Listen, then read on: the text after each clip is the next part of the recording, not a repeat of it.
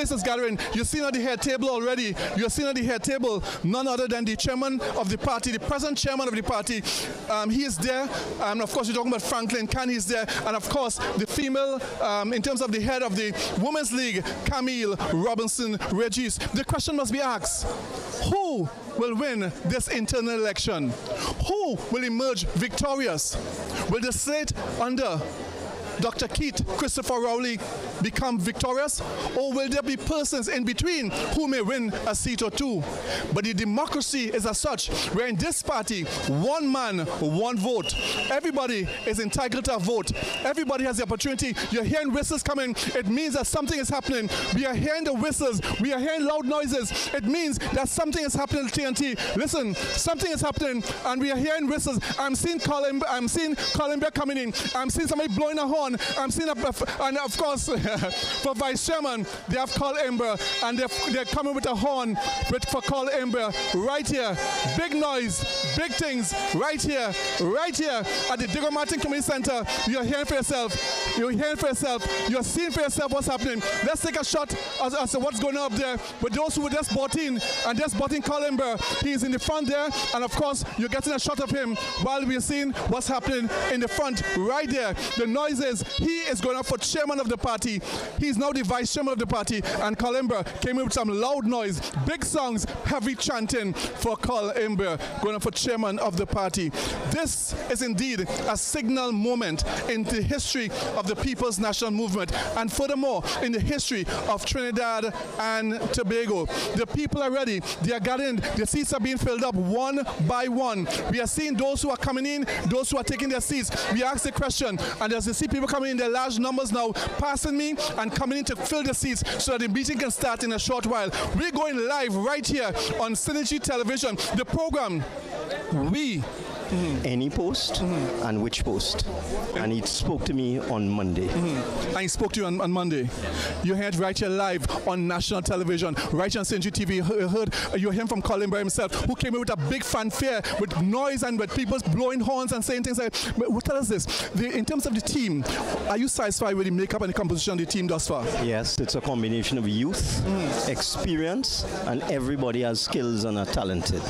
I was surprised when I saw the great Overrun Padmore. Yes, man. He will make a great education officer once again. Great education officer once again. So again, we want to thank you very much. And Ted, you give the nation your comment before we close and go to the next speaker, next guest. You need people who are serious, people with experience, people who are committed, people who care, people who want to make a difference. This entire team is made up like that. Fantastic. The team is people who care, people who are concerned, people who want to take part in it. And we now speak with Foster Cummins, Mr. Foster Cummins. He's right here. Oh, listen, we have to hold that. We are hearing the noise. We are hearing the noise. It's coming right here. Oh, of course, we want to say hello to Mr. Chinley. Hello, Mr. Howard Chinley. Fantastic. We are hearing the noise. That means the political leader, he is coming. The political leader, he is coming. He is coming. He is right here. He should be right here any moment. The political leader, let's go front. Let's go front. He's coming right here. He's coming right here.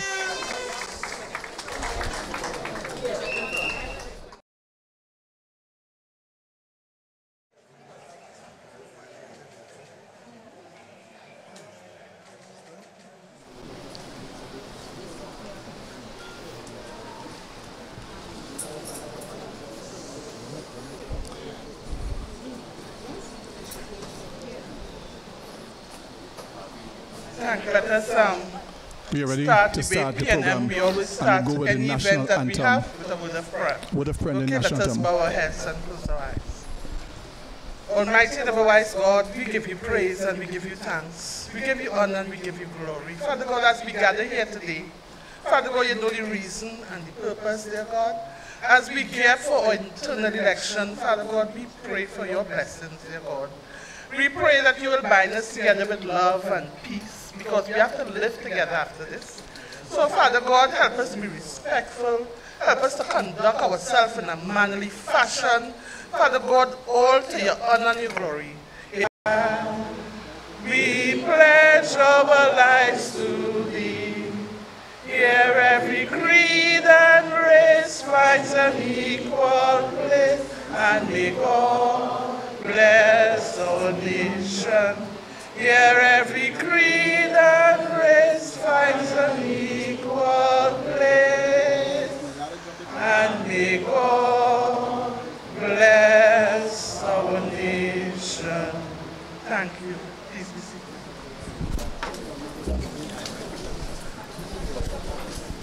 My task here this evening is very simple and will be very short to welcome you to Diego Martin.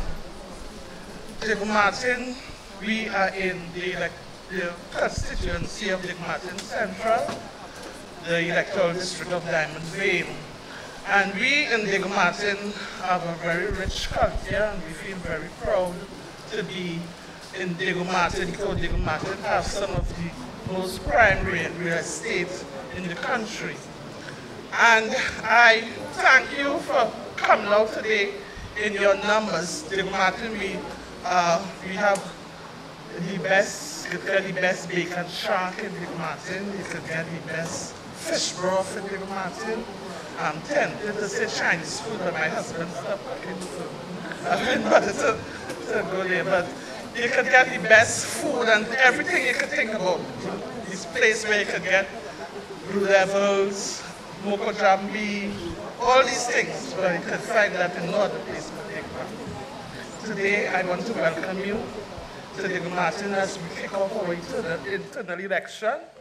And as I pray, and I pray before, I ask that we respect each other, because the PNM is a party where we respect each other.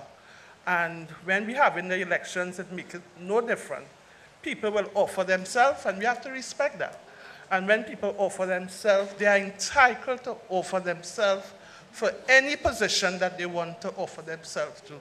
It's a democratic process, it's a democratic party, and it's expected that people will aspire for higher office, and nothing is wrong with that.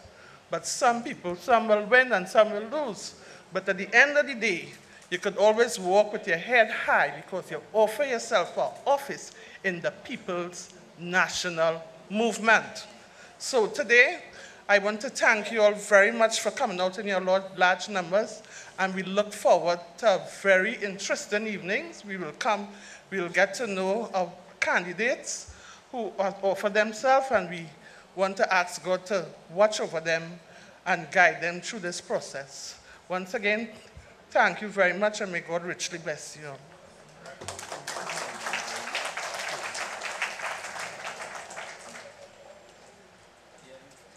Thank you very kindly, Chairman of the Diego Martin Regional Corporation. Ladies and gentlemen, thank you very much for being here. We are here on the second leg of the launch of the campaign for these internal elections for the Red and Rowley. That is what the People's National Movement is all about. Not an ordinary party. And that is why I wish to thank you all for coming out this afternoon for this gathering of some of the best and brightest that the PNM has to offer as we go into our internal election on the 30th of September.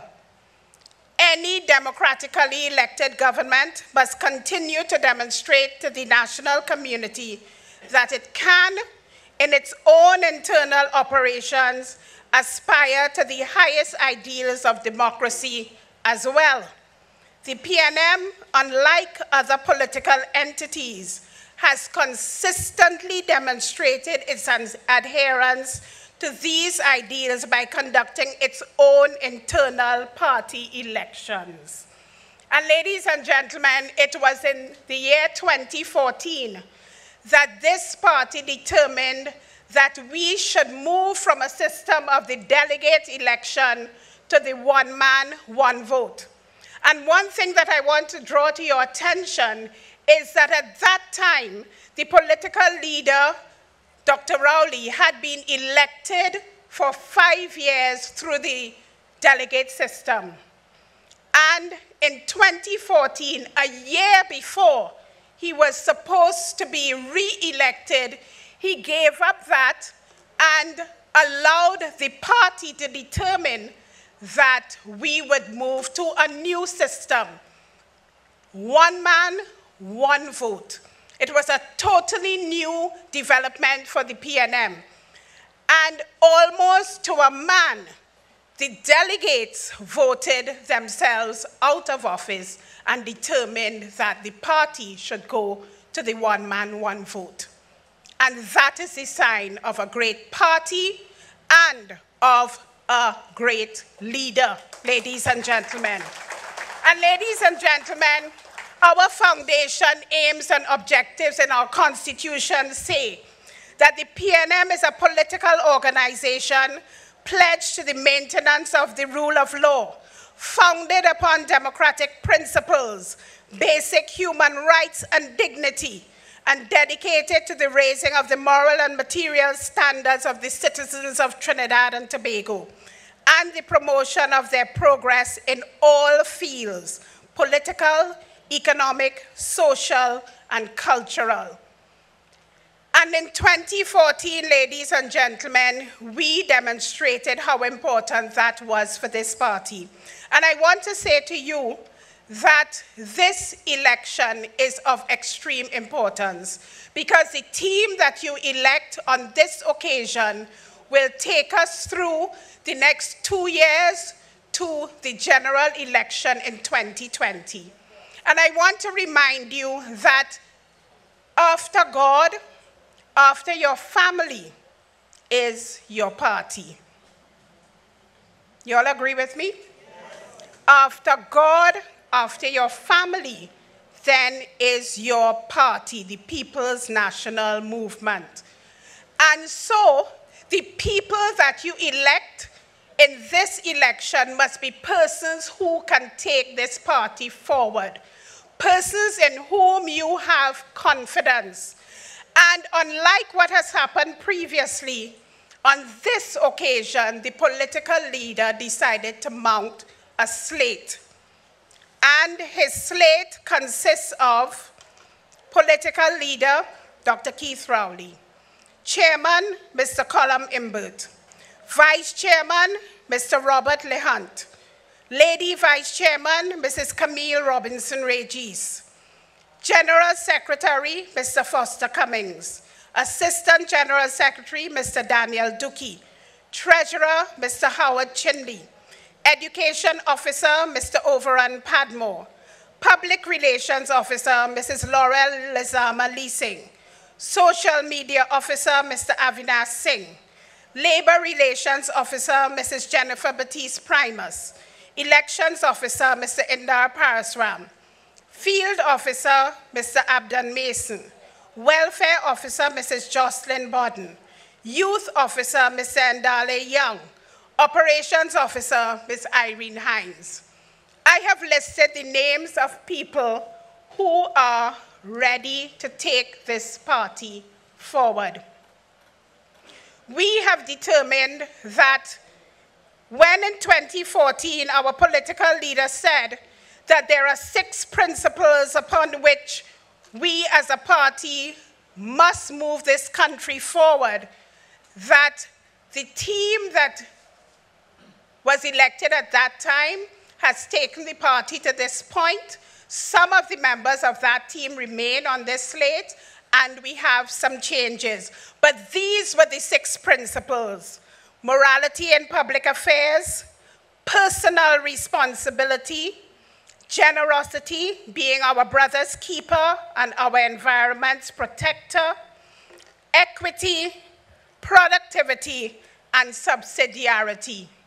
Ladies and gentlemen, yours is the responsibility to ensure that the persons that you elect want this party to do well, that the persons that you elect have the confidence that you can repose in them to take this party forward.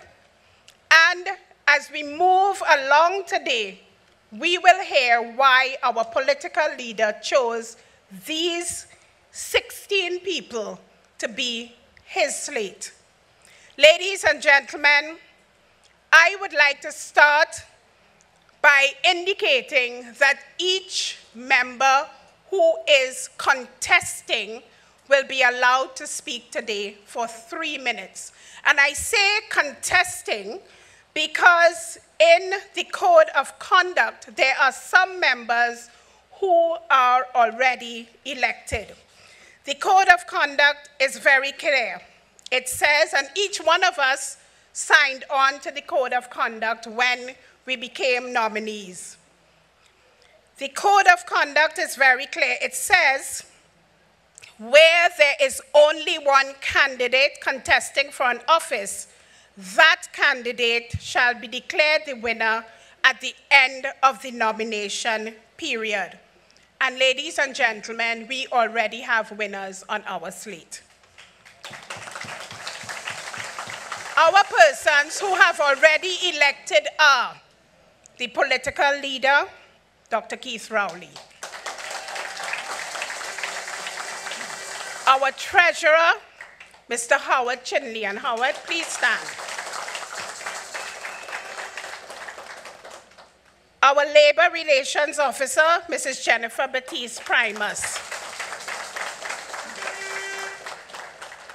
Our welfare officer, Mrs. Jocelyn Bodden. Jocelyn is out of the country. And our lady vice chairman, Mrs. Camille Robinson Regis.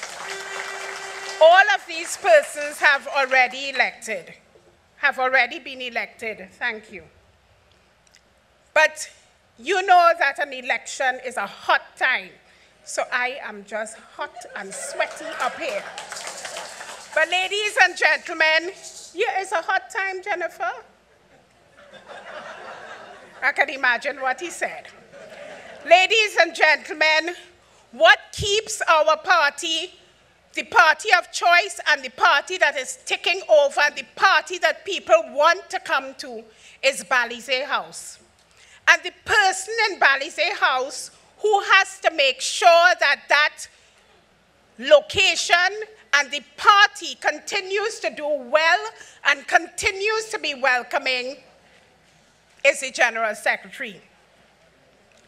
And so on this Red Rowley slate, the person who is being put forward to you for General Secretary is Mr. Foster Cummings. And without a doubt, we are quite sure that Foster will make an excellent General Secretary. But it is not for me to say why. I know why. But it is for Foster to convince you of why he would be the best choice. So Foster, you have 3 minutes to engage this audience, and please let us know something about you. Thank you, Lady Vice Chairman, Mr. Camille Robinson Regis, political leader, Dr. Rowley, Chairman of the party and Chairman of the Diego Martin Corporation, my fellow candidates and colleagues, ladies and gentlemen of the PNM. My name is Foster Cummings. I am from the constituency of Couva South. I joined the People's National Movement sometime in 1987 following the defeat of the party at the hands of the NAR 33.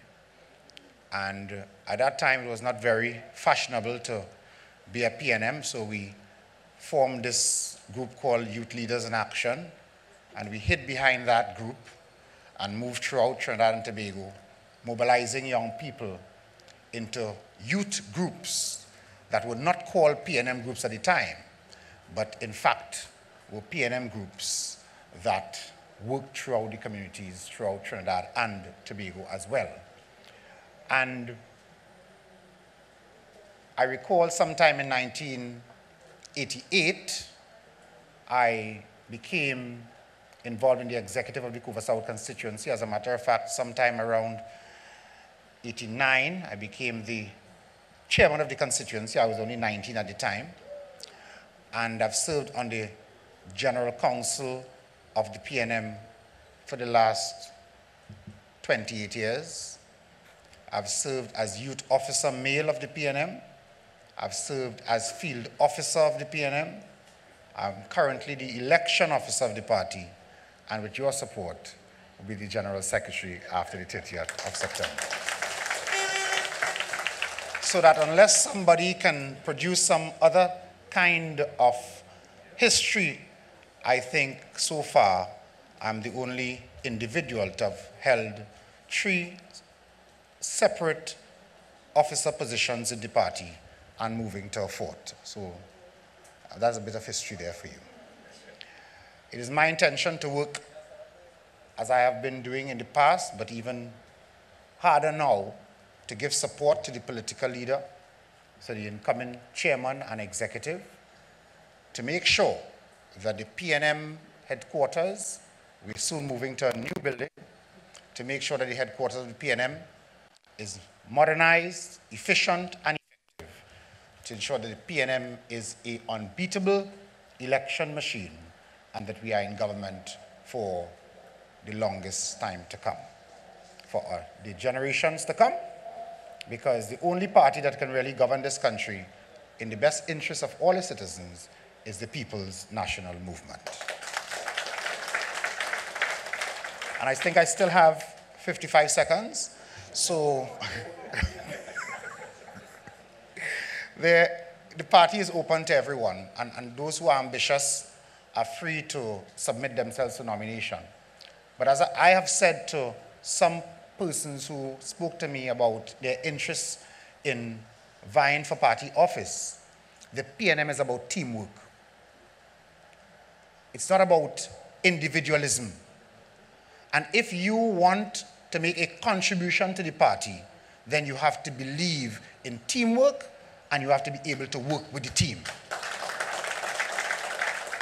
And therefore, anybody who is about trying to prove a point for their personal gain, they will not have my support whatsoever. I am working with the Red and Rowley team, and I urge each and every one of you to support this team as the winning team.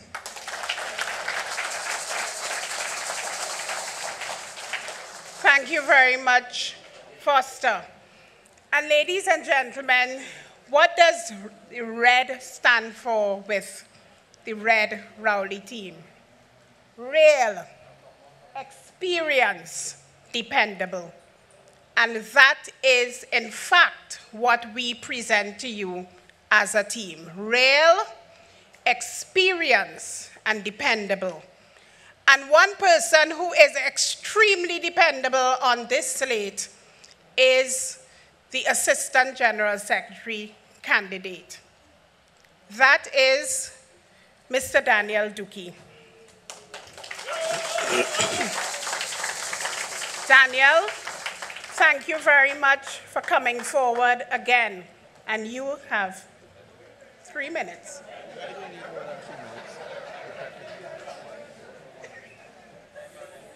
Thank you very much, Madam Chairperson, our distinguished political leader, party chairman, chairman of the corporation.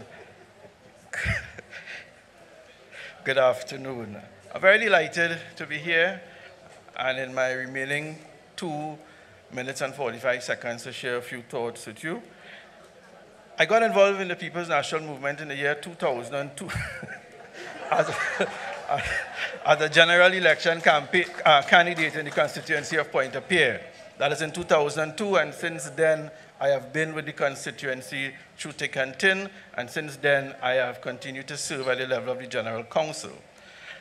I also served the party in a number of committees, including the Public Relations Committee. I would have served with Laurel.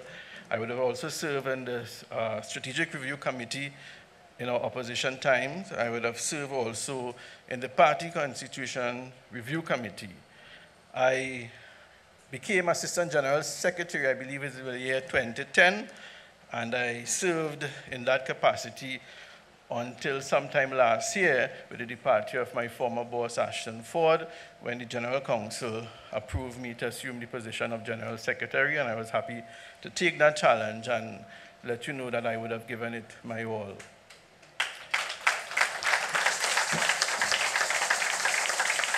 I also served as an alderman in the San Fernando City Council for approximately 3 years. So I'm delighted to offer myself once more for the Assistant General Secretary position.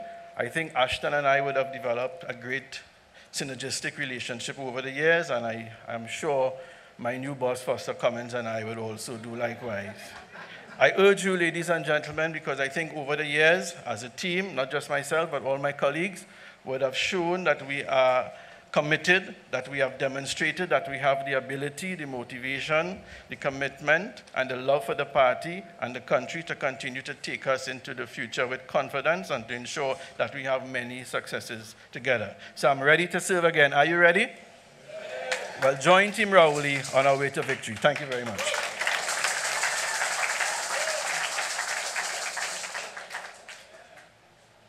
Thank you very much, Daniel. Experience and dependability. Daniel Duque for Assistant General Secretary. Ladies and gentlemen, the leader of the executive of the PNM is the chairman of the party. And as I said yesterday, when the chairman speaks, we all have to adhere to whatever the chairman says. When he speaks at General Council, we have to adhere. When he speaks at the Central Executive, we have to adhere. When he speaks generally for the party, we all as party members have to adhere. And we did that with Franklin Kahn. And you can be sure that we will do that with Colum Imbert. Ladies and gentlemen, our candidate for chairman of this great political party, Mr. Colum Imbert.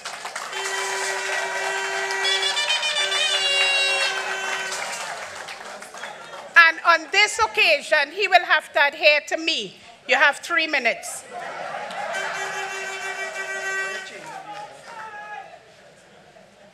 Thank you very much, Camille. Kind of caught by surprise. Yesterday we had a different batting order. I came in at number 10. Dr. Keith Rowley, political leader of the People's National Movement and Prime Minister. My unopposed, elected fellow members of Team Red and Rowley, Ms. Regis, Mr. Chinley, Ms. Bodden, Ms. Batiste. Primers. All them play all the luckiest. And of course, our political leader. As I said yesterday in Arima when we launched our campaign, it's a great honor to be asked to be on Dr. Rowley's slate to contest the position of chairman of the party. I just want to say a few things about myself and about PNM in general.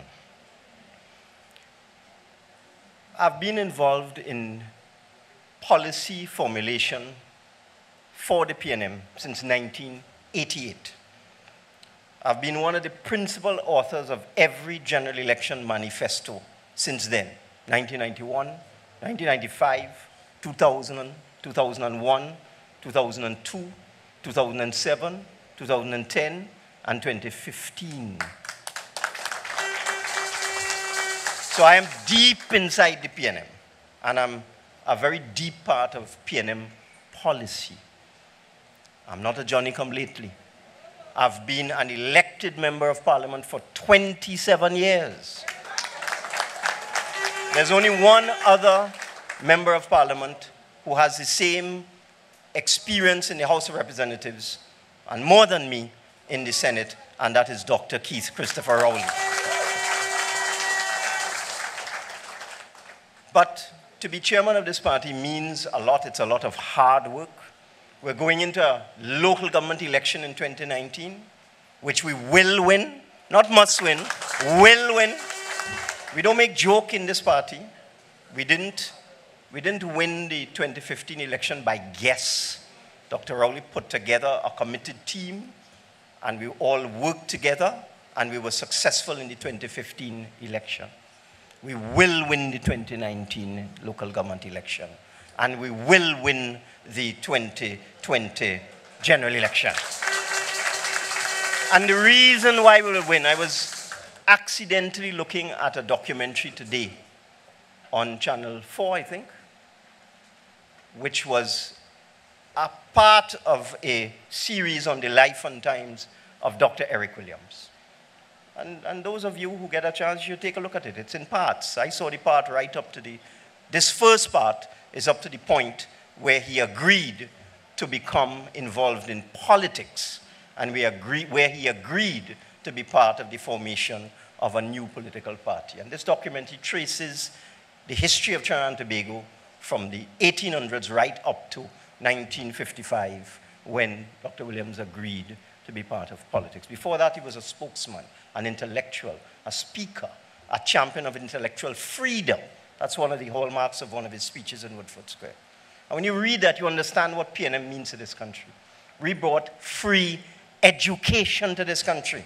I always remember Mr. Manning talking about the fact that there were 400 exhibitions in secondary school. And he came 401st. And he had to get help to get into secondary school.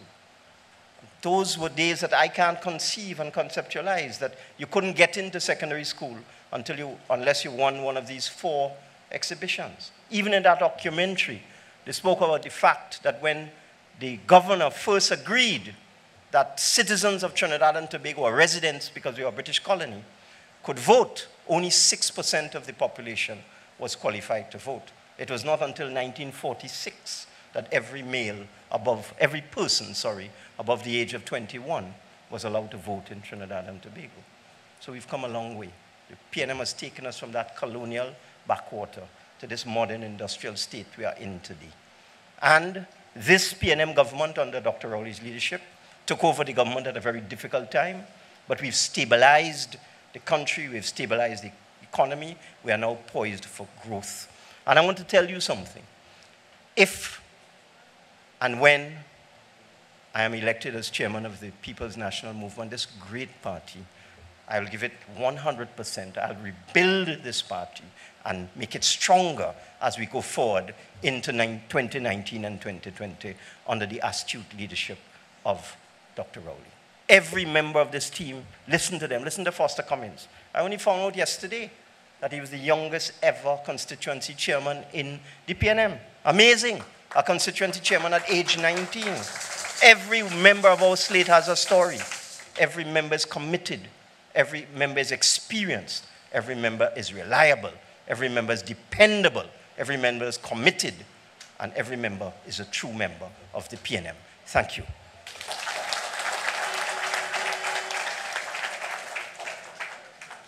Thank you very much, Mr. Chairman.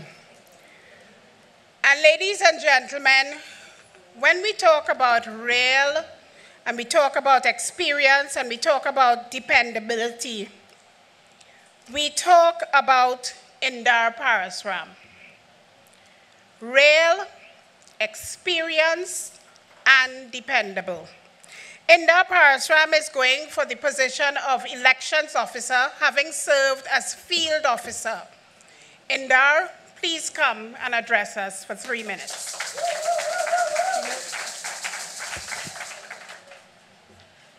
Thank you very much, Lady Vice Chairman, political leader, Dr. the Honorable Keith Christopher Rowley, Chairman of the party, Honorable Franklin Khan, Chairman of the Diego Martin Corporation, fellow candidates, fellow members of the People's National Movement, good afternoon.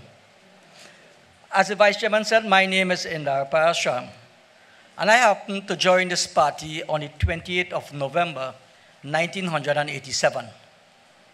It makes me 31 years in the party. And therefore, just like the incoming General Secretary, I am coming from the constituency of Couva South. And both myself would have served under Foster as chairman, but Foster would have served at least 14 years under my chairmanship of the constituency of Couva South. I have served in the General Council for approximately 24 years, 13 years on the central executive of the party, and for the last 7 years as field officer of this great party. Looking ahead, I'm now looking at the 2019 local government elections and the 2020 general elections.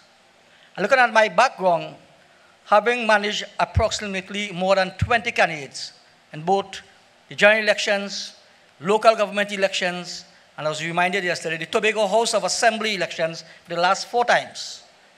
I have decided that I am the best person suited for this party, as Foster is moving out of the elections officer, to take that position as elections officer of the party to ensure that come 2019 local government elections and 2020 general elections, we are ready, we are well mobilized to ensure that the People's National Movement retains governance. Thank you very much.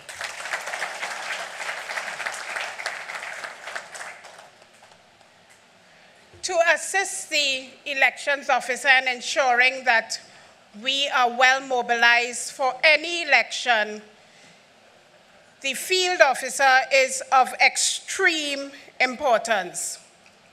Ladies and gentlemen, as Indar said, he served as field officer, but now he's moving to the position of elections officer.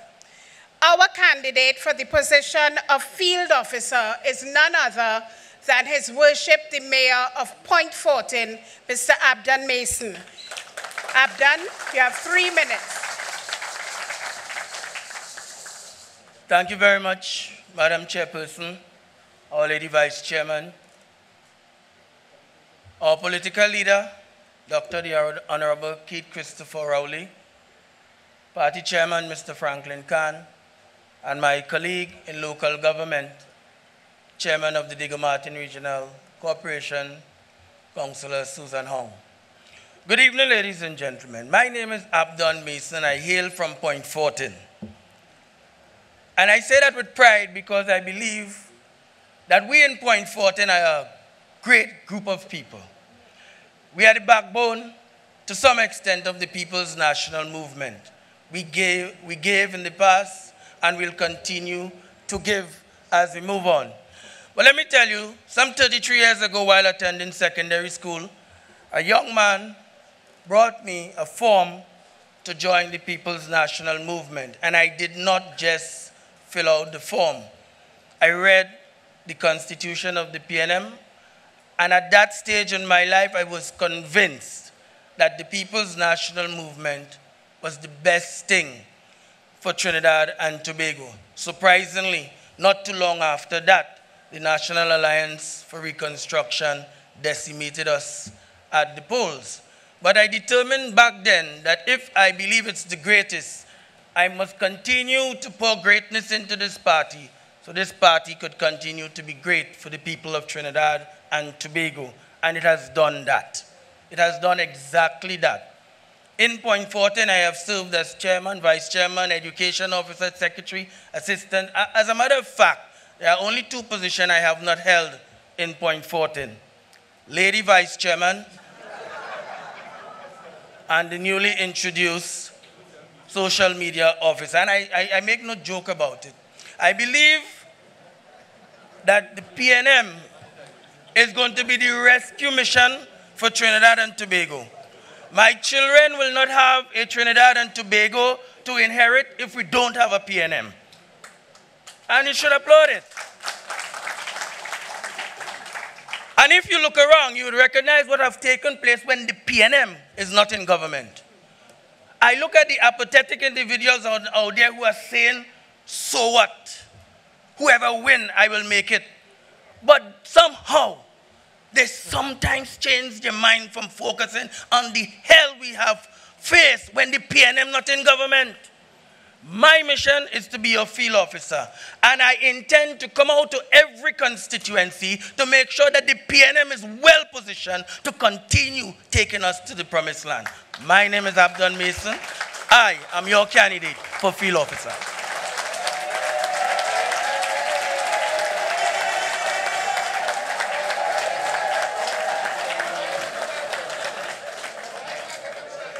Abdon, you look like you win already, boy.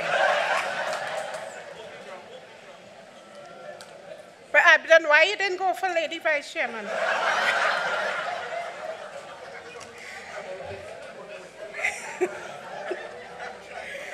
Ladies and gentlemen, it is imperative that as we take this party forward, we ensure, as Dr. Rowley has continuously said, that our young people are involved. And the position of youth officer is of extreme importance in ensuring that. And yesterday we were told that it is young for youth. And so I asked Ndale Young to come forward and give us his information.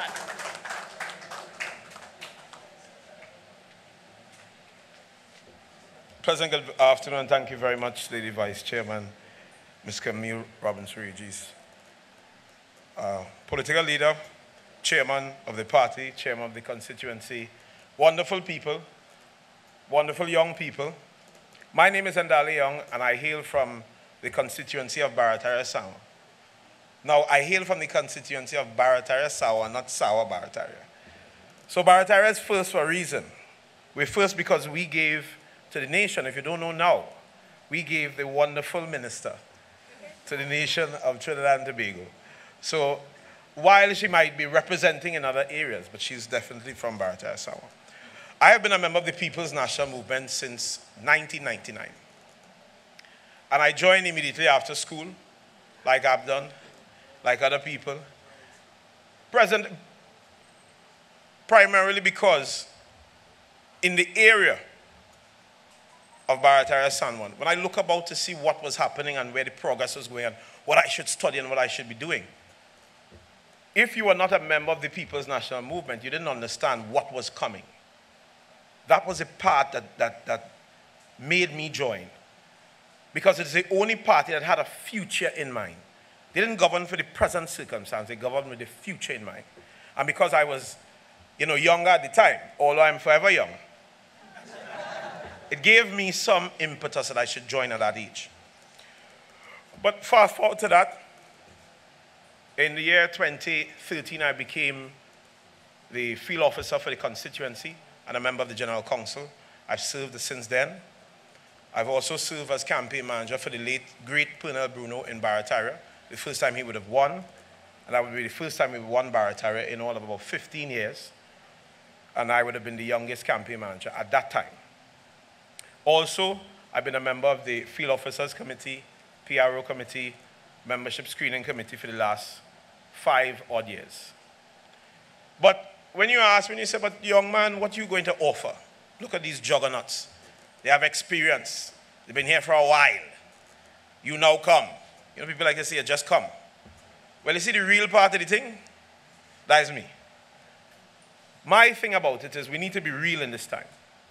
And even with the youth, we could no longer afford to fool our youth and tell them, well, just vote for we and we're going to set you free. The youths require reality. And what I propose to the nation's youth as a whole and to the PNM youth is advocacy to bring to this country a state of godliness in our youth. That they will come back to the belief of a higher power, because if they believe somebody was watching, I personally believe that they wouldn't have done some of the things that they're doing now. That's my first commitment. Secondly, to the youth of the party, we need a home. I spoke to Abdon Mason and he pointed out in the yard of the Balize house. You see that window up on top there? That was the office of the youth officer, the chairman of the Youth League. It is now, pigeons have it, but it was my office. And I ruled from up there. And when he said that, yes, you said it. And he tell me how he beat up Foster and he do this and all type of other things, but it's okay. For the purpose of this meeting, we wouldn't mention that. And I think if we have to go anywhere forward, the youth of this party, especially youth, they need a home in Balize House. So I want to say to the incoming General Secretary, in the nice new building that we have, and even now, we need a home. And we're looking to you for it. Another point that I think that we can continue to bring to the nation's youth is the fact that mental health is an issue in this whole society. Mental health in the US, in the youths, is something that I think that we can take from one place to another. Yeah, no more 3 minutes, almost up. And the final thing is to bring the Youth League and the youths of Trinidad and Tobago in line with the National Youth Policy. And for this purpose, I ask that you vote young for youth.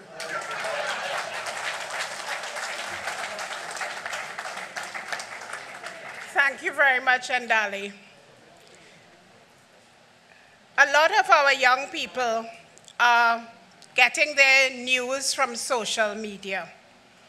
And so it is imperative that the People's National Movement has a social media officer.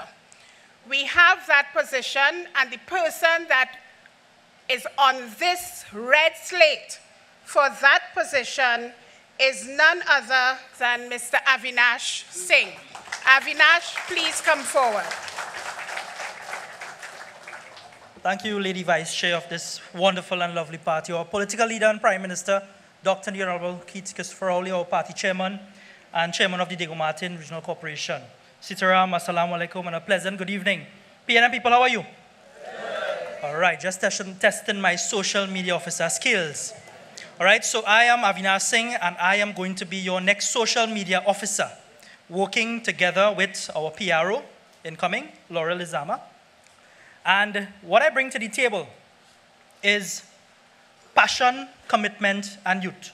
As we're on the topic of youth and coming after young, I want to indicate that having been appointed as an opposition senator after facing the Chaguanas West by-election, I was appointed in the parliament of this country at age 25.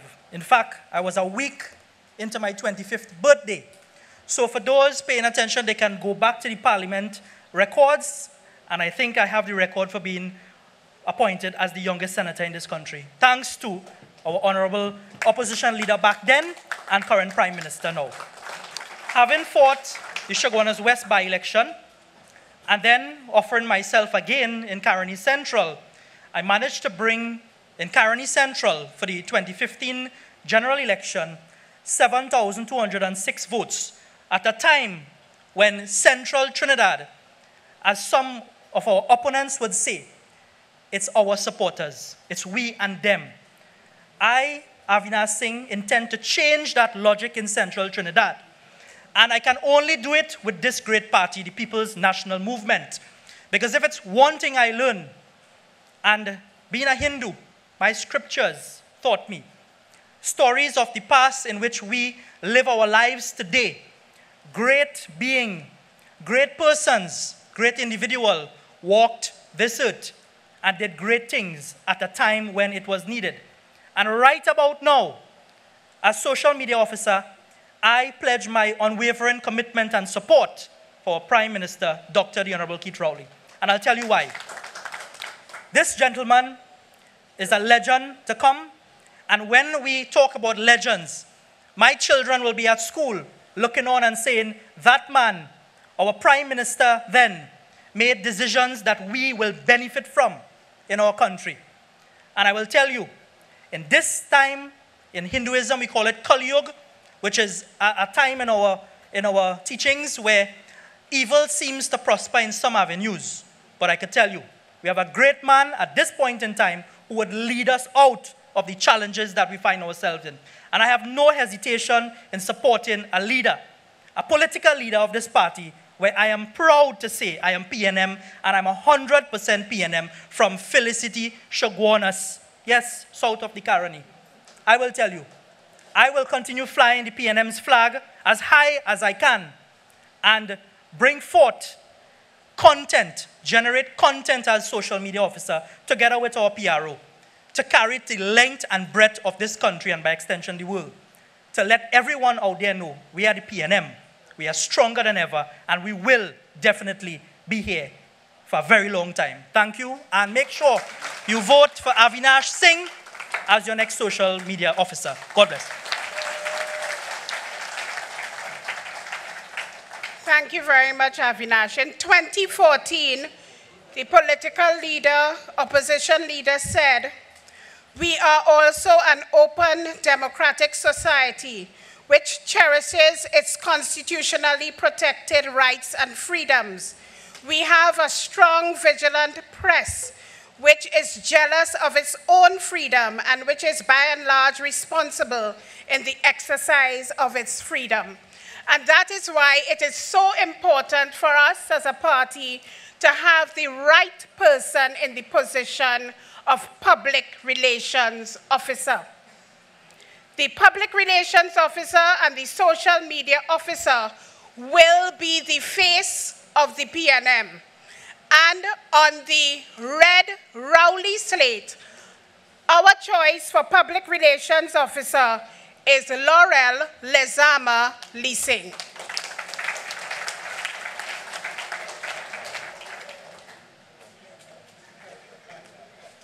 Thank you very much, Madam Lady Vice Chairman, Political Leader and Prime Minister, Dr. the Honorable Keith Rowley, Party Chairman and Chairman of the Diego Martin Corporation, fellow candidates on Team Red and Rowley, and supporters of Team Red and Rowley. Good afternoon.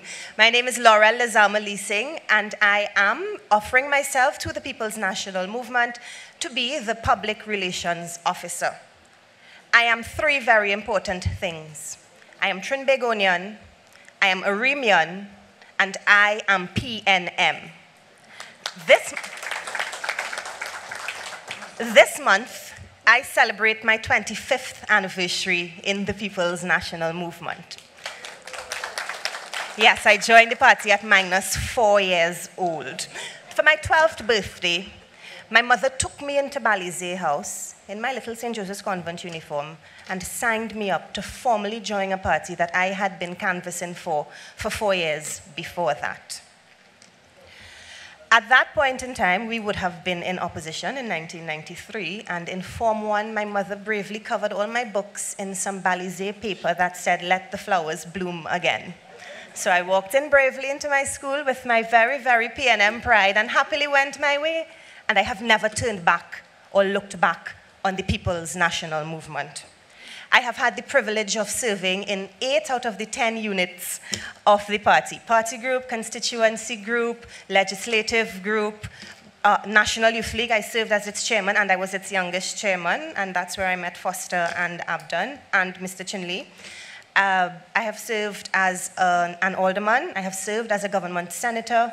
I have served on the Public Relations Committee, Research Committee, Rules and Regulations Committee, Field Officers Committee, a number of other committees, but there is nothing that can question my PNM-ness.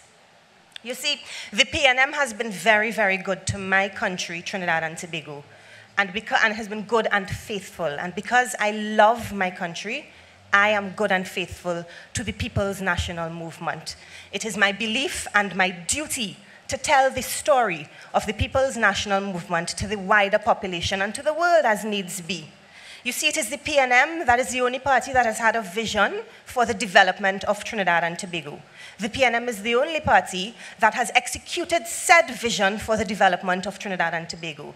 And together, we will work towards ensuring that we fulfill Vision 2030 under the astute leadership of our political leader, Prime Minister Dr. the Honorable Keith Christopher Rowley, with whom I am very humbled to serve and pleased to have been offered this opportunity. And so, my friends, I ask for your support as we go to the polls on September 30th, to be your choice for the Public Relations Officer of the People's National Movement. Help me to tell our PNM story. Thank you.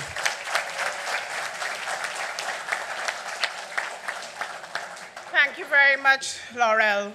For each meeting that the People's National Movement has, there is a person and a committee that sets up everything that we put in place.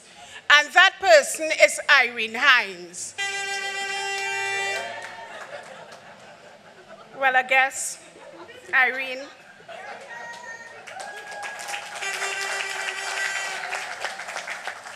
Thank you very much, Madam Chairman, Dr. Rowley, Chairman, ladies and gentlemen, good afternoon. I really considered running for PRO, but my language not good as Laurel, so I didn't go for that. And at one time, I was contemplating political leader, you know. I said, no, you see them people in Diego Martin West? Oh gosh, Rita Mitchell from Diego Martin West, she just pray for me. I can't do it that, Rita. That's the only reason Dr. Rowley get away, because of you. But anyway, I am Irene Hines. I joined this party in 1983. I love the PNM. I feel it's the only political party to help Trinidad and Tobago. I know about Book Grant. My daughter lives on Book Grant. I went to junior sec and senior comprehensive schools. So I know about that PNM policy, you know. I got a call saying I sell out because I'm Dr. Rowley's late. But I will tell them why I sell out at the next meeting. But I sell out to Dr. Rowley and them. So the them is Andrew Gabriel and Rohan Sinanan. So I just want to say about the them. Andrew Gabriel and Rohan Sinanan. From 2011, I became operations officer. I am the last person to leave the meeting and the first person to arrive.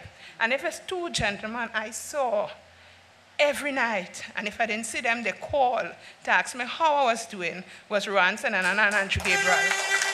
So I really, really don't have a problem with that sellout because I know they supported me, right? So I want to tell you, when you go to polls on September 30th, this is how we used to do it long time. This is the voice of the People's National Movement. September 30th is polling day. When you go to the polls for operations officer, vote Irene Hines, Team Rowley. We read and ready. Thank you very much.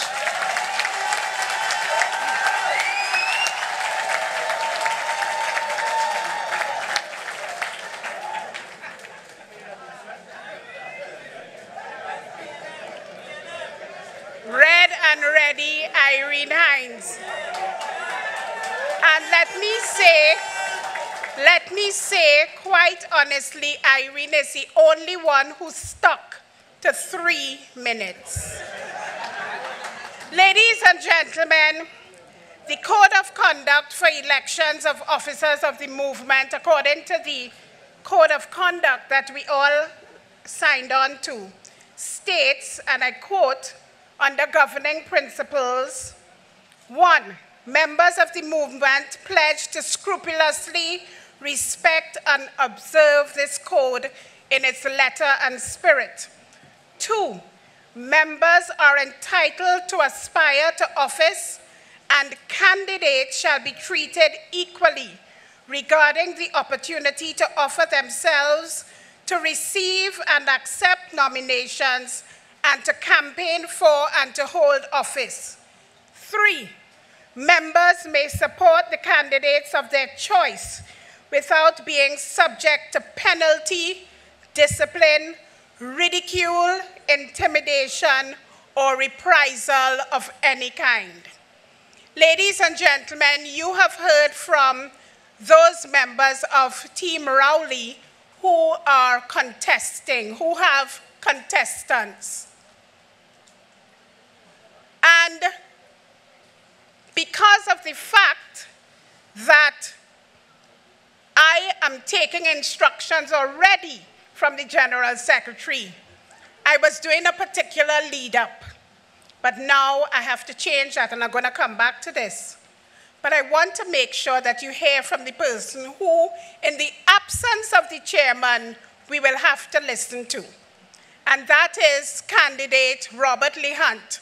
And before he comes, let me just remind you that in the absence of the chairman and in the absence of the vice chairman, you all have to listen to me. All right? So now I bring before you Robert Lee Hunt, candidate for vice chairman.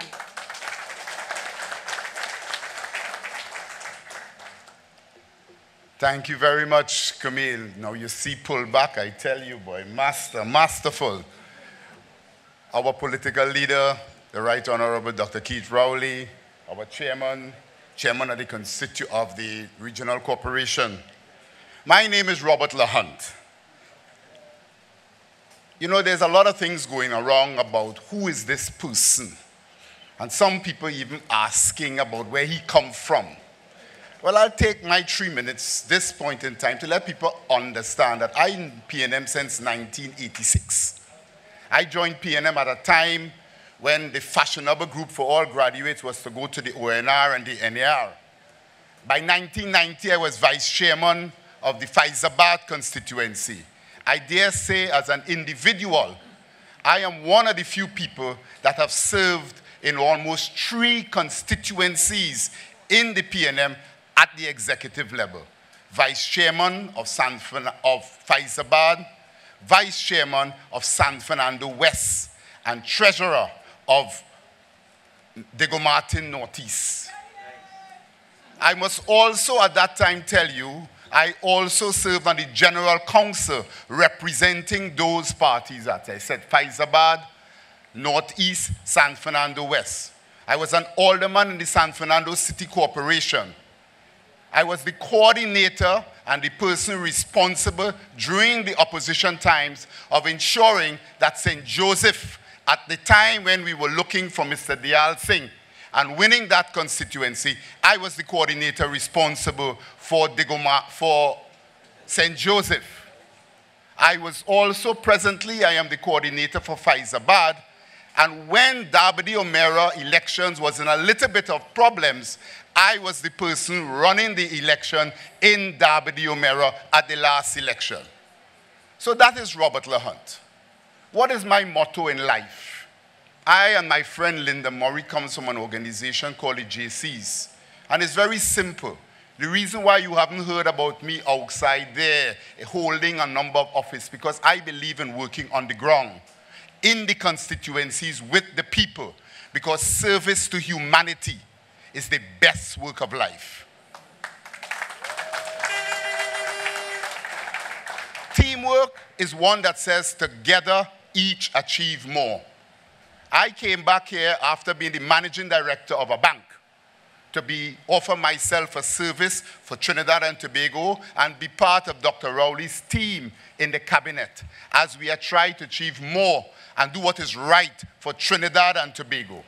I am also extremely proud, sir, to be part of your team, the Red Team, as we try to build on all the fantastic things that the previous chairman and all the executives before us have done for this great party. And as we take our party with our service mentality back to the people and ensure that we prepare ourselves so that we will be victorious, as my chairman said, and I am already following instructions, not only in the local government election to come, but the general election that will be thereafter. So, ladies and gentlemen, I ask you, Robert LaHunt, great is the PNM, great is the PNM, great is the PNM, and it shall prevail.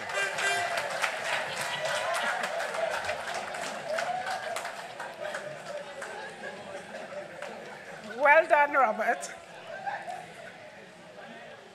Our code of conduct says, whereas in Article 2 of the Constitution of the movement, that it was founded and is founded upon democratic principles and pledges, among other things, to promote and maintain the democratic way of life in Trinidad and Tobago. And whereas free and fair elections is integral to the democratic process, and whereas the members of the movement acknowledge that in the exercise of electoral process, the general atmosphere may become highly charged, now this code of conduct shall serve as the governing principles for the guidance of the movement. And the governing principles state, among other things, members are entitled to aspire to office and candidates shall be treated equally regarding the opportunity to offer themselves, to receive and accept nominations, and to campaign for and to hold office. So you have heard from members of the Red and Rowley slate. But ladies and gentlemen, yesterday when we launched, our political leader said that members of other slates are free to come to the meeting and to speak at the meetings of the Red and Rowley slate. As far as I know, we have 2 members who are here, and we are going to allow them to come and speak to us.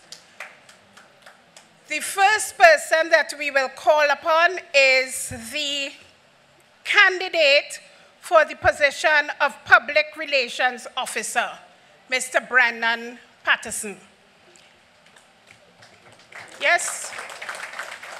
And Mr. Patterson, I'm tempted to give you 1 minute, but given that I adhere to the code of conduct, I will give you 2. Lady Vice Chair, Ms. Camille Robinson Regis, Political Leader, Dr. the Honorable Keith Christopher Rowley, Party Chairman, Mr. Franklin Khan, Chairman of the Diego Martin Regional Corporation. I am Brennan Patterson, your candidate for the position of Public Relations Officer. When I joined the PNM, as many of my colleagues here, I too was in school uniform, around the savannah coming from Arima every day. I think some of my colleagues here from KRC, they would know that. I was always red and ready. I have served in both the Arima constituency and the WMR constituency at numerous levels also. I've also served at the party's General Council, being one of the youngest persons at that time representing my constituency of WMR. When I hear about the red team, I said to myself, I said, this is also me. Because we are all PNM. And when I say PNM, I say we all represent an institution that has a strong history in Trinidad and Tobago. We belong, I would like to say that we as a people in the PNM, we want to see great things under the leadership of one man. That is Dr. the Honorable Keith Christopher Rowley. And I too like to call myself red, because I like to say, Dr. Rowley, you can always depend on me. I am reliable. I am youthful. I am energetic. And D, I am always dependable to the People's National Movement. Ladies and gentlemen, I am Brennan Patterson, your candidate for Public Relations Officer. I thank you.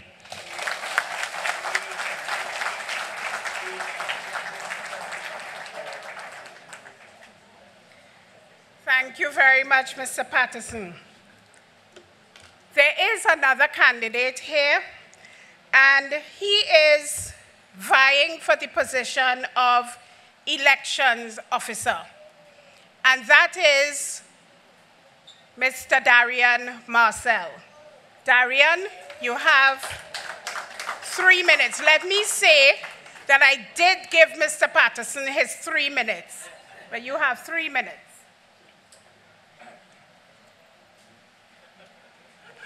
A very pleasant afternoon, one and all. Madam Vice Chairman, Political Leader, and Prime Minister Dr. Keith Rowley, Chairman of the Diego Martin Regional Corporation, first citizen of this region, my former colleague Suzanne Hung, and Chairman of the party, Mr. Franklin Khan. A very pleasant afternoon to one and all. This is not an occasion that I would have missed. Normally, you don't come and fraternize with the enemy. But to be quite frank, when Dr. Rowley made that statement yesterday, I'm not sure that many of us really embraced the moment of what that was signaling. And therefore, I wanted to be part of history. I wanted to be part of this. It is for the first time that in an election in the PNM and probably anywhere else, those opposed to you are given the opportunity to come on your platform. And what Dr. Rowley has signaled, folks, is nothing likely. He has signaled that he's political leader of all.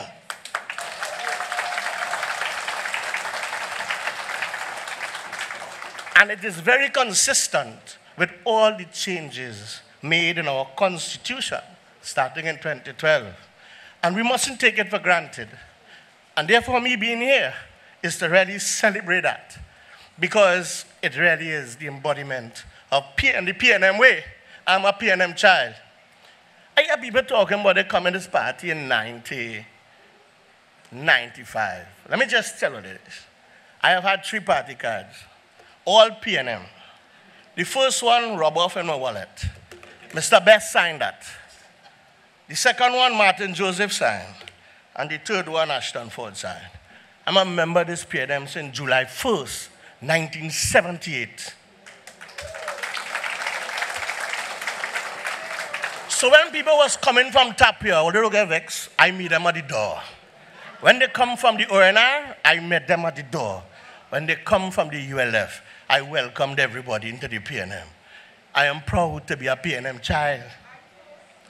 So, let me just say this. I am from the best constituency in the PNM. Arouca Maloney, the best constituency in Trinidad and Tobago. And I am from the best party group, chairman of Arouca Maloney and party group 23, the very best. Hear what happened? Well, they fight up for second and third. But I have been, and by the way, Mr. Yambert met me in Diego Martin Northeast. My MP is standing by me. That is her supporting me there. She's standing, supporting me. Yeah, my MP is backing me. This is my MP supporting me. She can't help it but stand by me. And you know, let me just say before I close, Miss Superville in the back there. I came up in this party holding on to the skate on Norma Louis Philip, Mr. Overand Padmore. Hold on now. I begging, madam, I leave it now. But let me just say this. I, Darian Marcel, has offered myself as election officer, and I want to take up a particular position. I want to be the groundsman. You know, you're playing cricket and think the ground had to be ready, the pitch had to be right. Well, this have two meanings. One, in 2008, 2009, we misled the leader by misinformation. I want to make sure the ground ready for 2015, 2018, 2019, 2020. Right? And secondly, the ground must know that somebody on this executive they could relate to. Thanks for your vote. Thanks for your support. Have a good afternoon. Leader, thank you.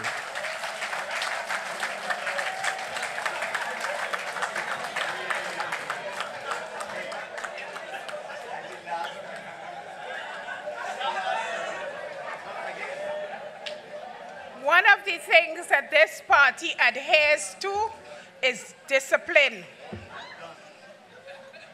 Mr. Chairman, one and done. But ladies and gentlemen, today you have had the opportunity to see the entire Rowley slate bar one person. And it is a slate of candidates that demonstrates the power, the potency, and the pride of the PNM. But there is one person that I did not ask to speak as yet.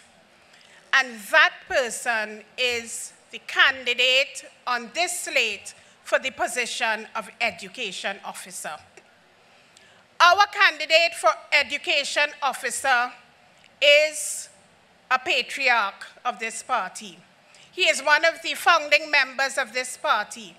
He is a true patriot of Trinidad and Tobago, having served as Minister of National Security, Minister of Education, Minister of Public Utilities, Minister in the Ministry of Finance, Minister of Agriculture.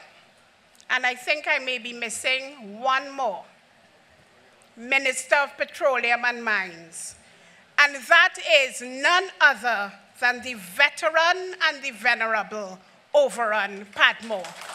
And Mr. Padmore will be given 10 minutes to speak to us.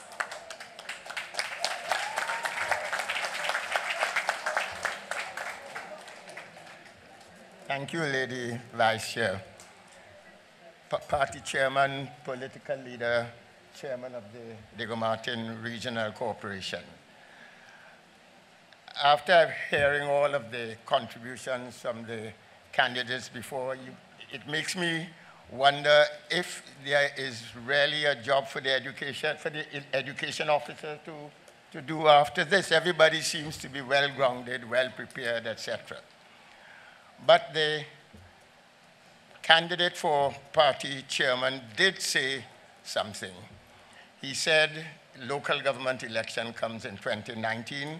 We will win the local government election. The general election comes in 2020. We will win the... And you have all clapped. The problem is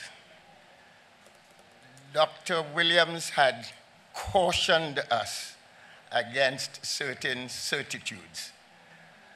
What he used to say then, and still resonates today, is that for all the good work that the People's National Movement has done in Trinidad and Tobago, the enemies of the PNM are likely to come from within the PNM. And therefore, when we express these certainties, we have to be careful that we don't. But let me put it another way. The only time that the PNM has lost elections, not that the other side has won, the only time the PNM has lost elections is when PNM seats turned against the PNM. And it has happened before, and sometimes when you listen to rhetoric, you realize it can happen again. Because ever so often, people who support the PNM, particularly at the ground level, say, the PNM don't do anything for we. And they say that in a context where people are not understanding trends that are taking place in the world today. Everybody, a lot of people who support the PNM believe that the minute the PNM comes into government, a government job is available for everyone. All I have to say is I voted PNM and I could send you to Wassa, or I could send you to Petrotrin, or I could send you to Caroniers when it was in existence at the time. We now know that that is not the case. And we now know that PNM, if it is to contribute to service in Trinidad and Tobago, has to be able to persuade by the power of the rhetoric of its leaders that that mental approach to why I support the PNM can no longer exist. Much of that responsibility devolves not necessarily on the representative, but on us as individuals in this society. We have to build it, and we do it in conjunction with a willing party. PNM was established in '56. I remember then the rival party was called PDP. When we fought the '61 election, it was DLP. When we fought a subsequent election, it was, what was it? ULF. And then we also had an election that turned out the PNM, it was NAR.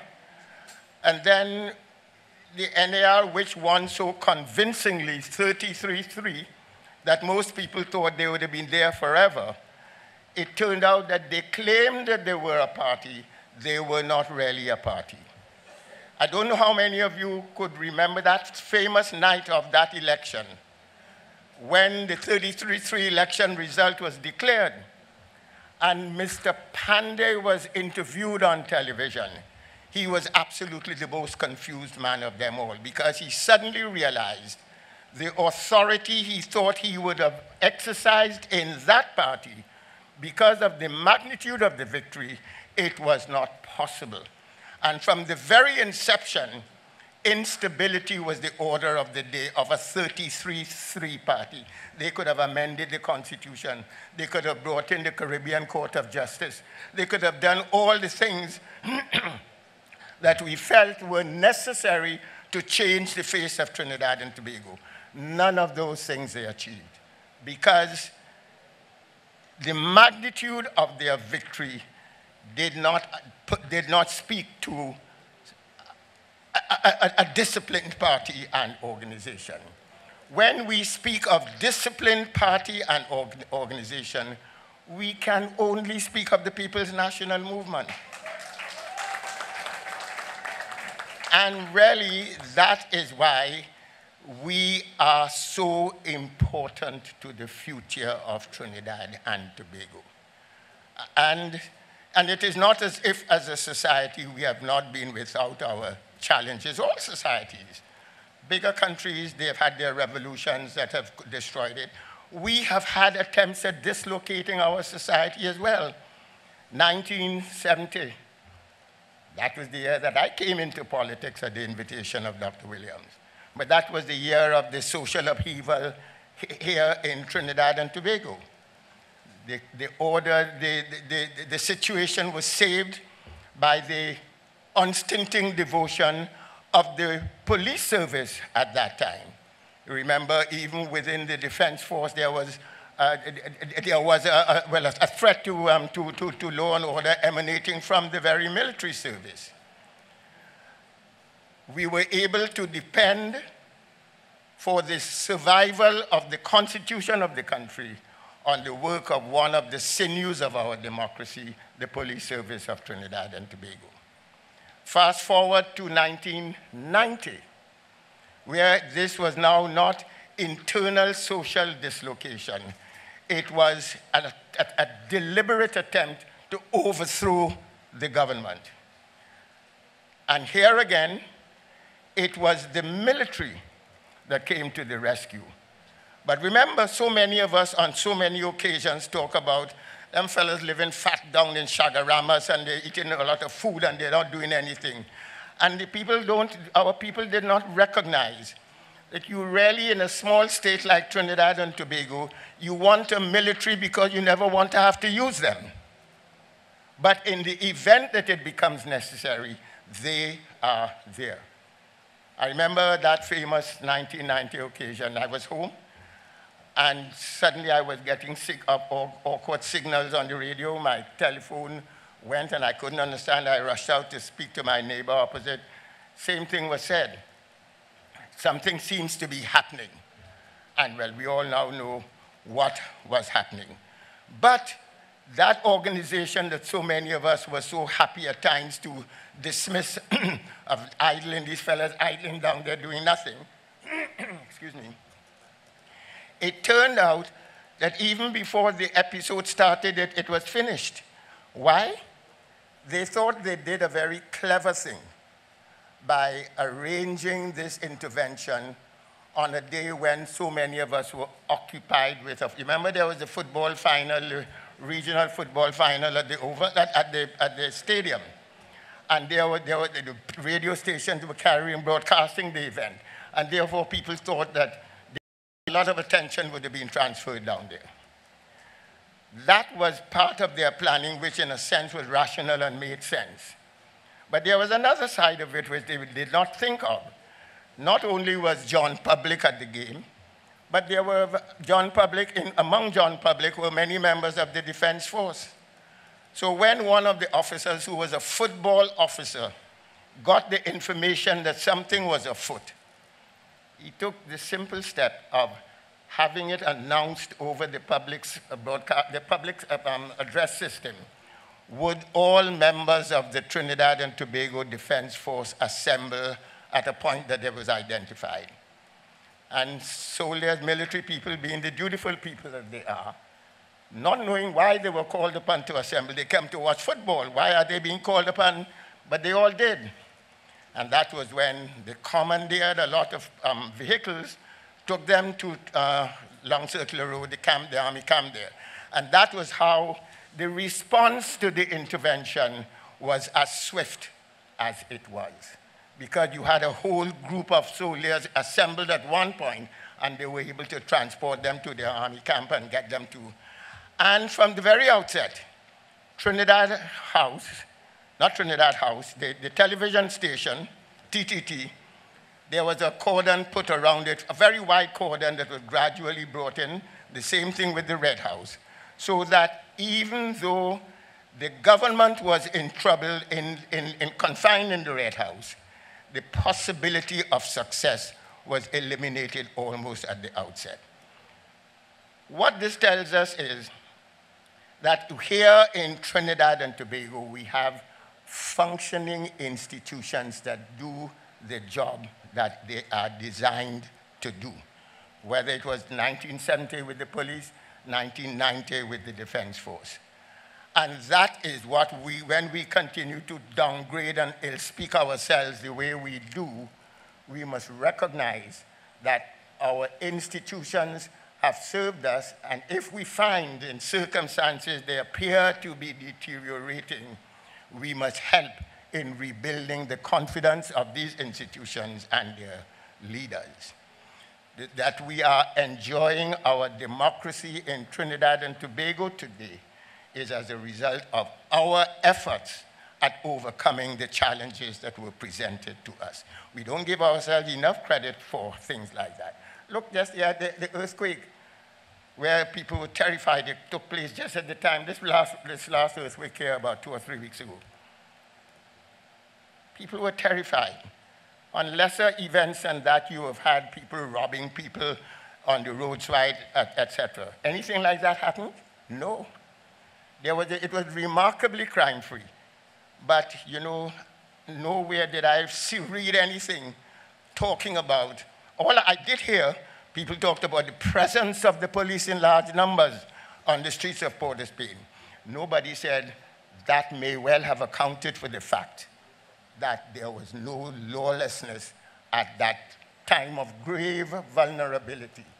And these are the things we need to take note of when we try to undermine our confidence in ourselves. And that is what we should protect ourselves against. Most recently, we had the Privy Council giving a decision on a matter involving the Chief Justice. And the leader of the opposition issued a release praising the decision and thanking God for the Privy Council. What was the reality? The Privy Council decision upheld the decision of the Court of Appeal of Trinidad and Tobago. Why did she not thank God for the Court of Appeal of Trinidad and Tobago? Her problem, of course, is they want to keep us tied to the Privy Council because they do not have confidence in themselves. That in much the same way, why is it that the country must be told, vote out the colonial overlords and put us to run the country, but we can't vote out the colonial overlords and put us to administer justice? What is it that the politicians have that the judges do not have? And that is why we would like to see the issue of the Caribbean Court picked up again and put the onus on the opposition to say no, rather than the fact that they say the government just hasn't brought it back before us. That is a matter that we need to have resolved. One of the functions of the Education Committee that we would like to see take place is bringing a lot of these kinds of episodes to the attention of people. Often enough, we don't think about them, and therefore these things take place and they just go by. We must focus attention on what they mean and what they don't mean. And unless and until we begin to think constructively along those lines, our politics will continue to be disrupted in all sorts of ways. You know, one of the things that when we got our independence, that conference was on the verge of breakdown. What I think would have been the last day of the conference, that it had broken up the day before without any sign of resolution. And the morning in question, and what I'm saying is based on one of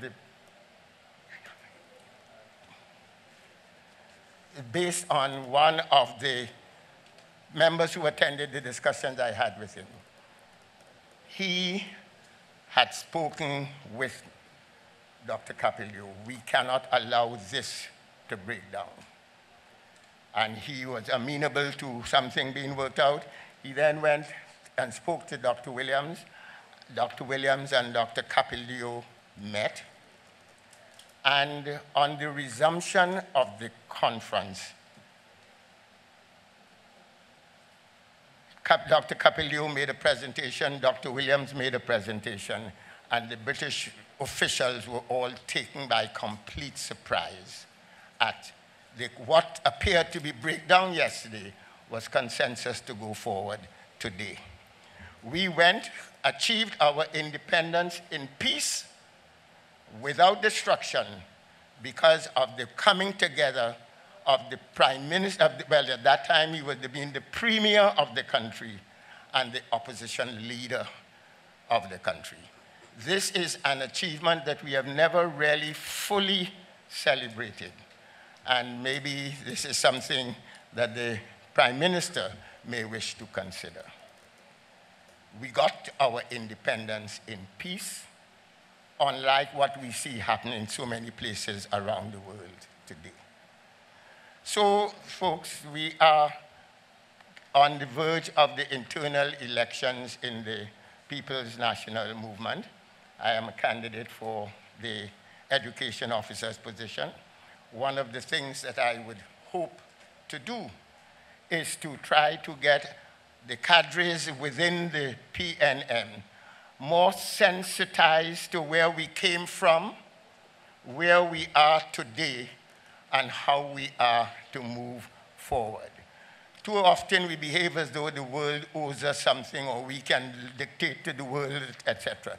That's not how the world operates today. Everything is a matter of power, influence, etc. And if you don't have that, you are not thought of. And this is not what we would like to see happen to Trinidad and Tobago. Yes, we are small, but we are significant. We are not insignificant. And we must not behave and conduct ourselves as if we are insignificant people. Dr. Williams carried a banner, a mantle of authority when he was around, and he gained respect around the world because of the manner in which he conducted himself and the authority with which he delivered whatever he had to deliver. We must bring that back into the discourse in our land again. And if the PNM is to develop these cadres, we within the movement, the various officers, and in particular in this instance, the Education Committee, will do our best to try to bring, to sensitize our people to the reality of life in the modern world and what it will take to ensure that if we are to continue to be relevant, we must be adaptable to the changes that are taking place in the world. So that, ladies and gentlemen, the elections are coming up at the end of the month.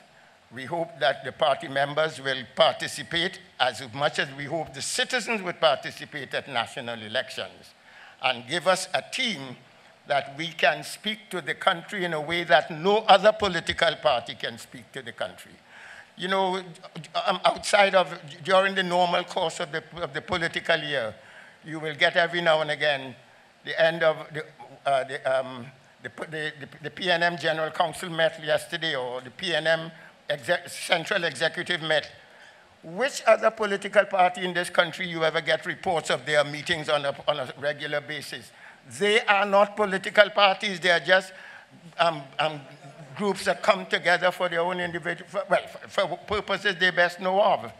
Because remember, when we had that last change, a lot of the problems we are experiencing today arose from the quality and nature of government that we had during the 2010 to 2015 period.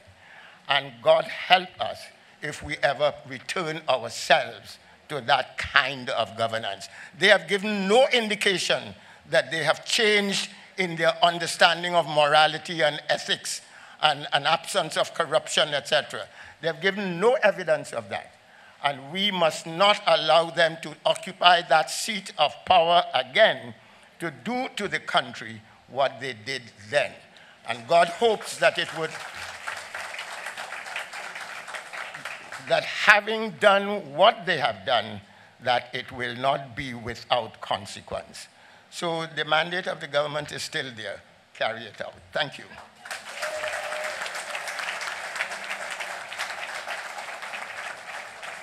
Thank you very kindly. Our candidate for the position of Education Officer. Today, ladies and gentlemen, you have viewed the entire slate put together by our political leader. It is a slate of candidates that demonstrates the power, potency, and pride of the PNM. From the veteran and venerable Over in Padmore to the youthful and vibrant Ndale Young, this slate contains a mixture of experience and youth, a mixture of deep-seated wisdom and unbridled youthful idealism and enthusiasm. But the leader of this slate is Keith Christopher Rowley. And ladies and gentlemen, this internal election comes at a critical time for the party because we are just at the midterm mark and are now heading to 2 elections, a local government election and a general election. And ladies and gentlemen, you must have strong leadership at the helm of your party to ensure our victory, which is sure, but we want to make assurance doubly sure by ensuring that we have the right people. And ladies and gentlemen, this is the leader that will take us forward in these 2 elections. And to tell you a little more about our political leader, I now invite Chairman of the People's National Movement, Senator Franklin Khan.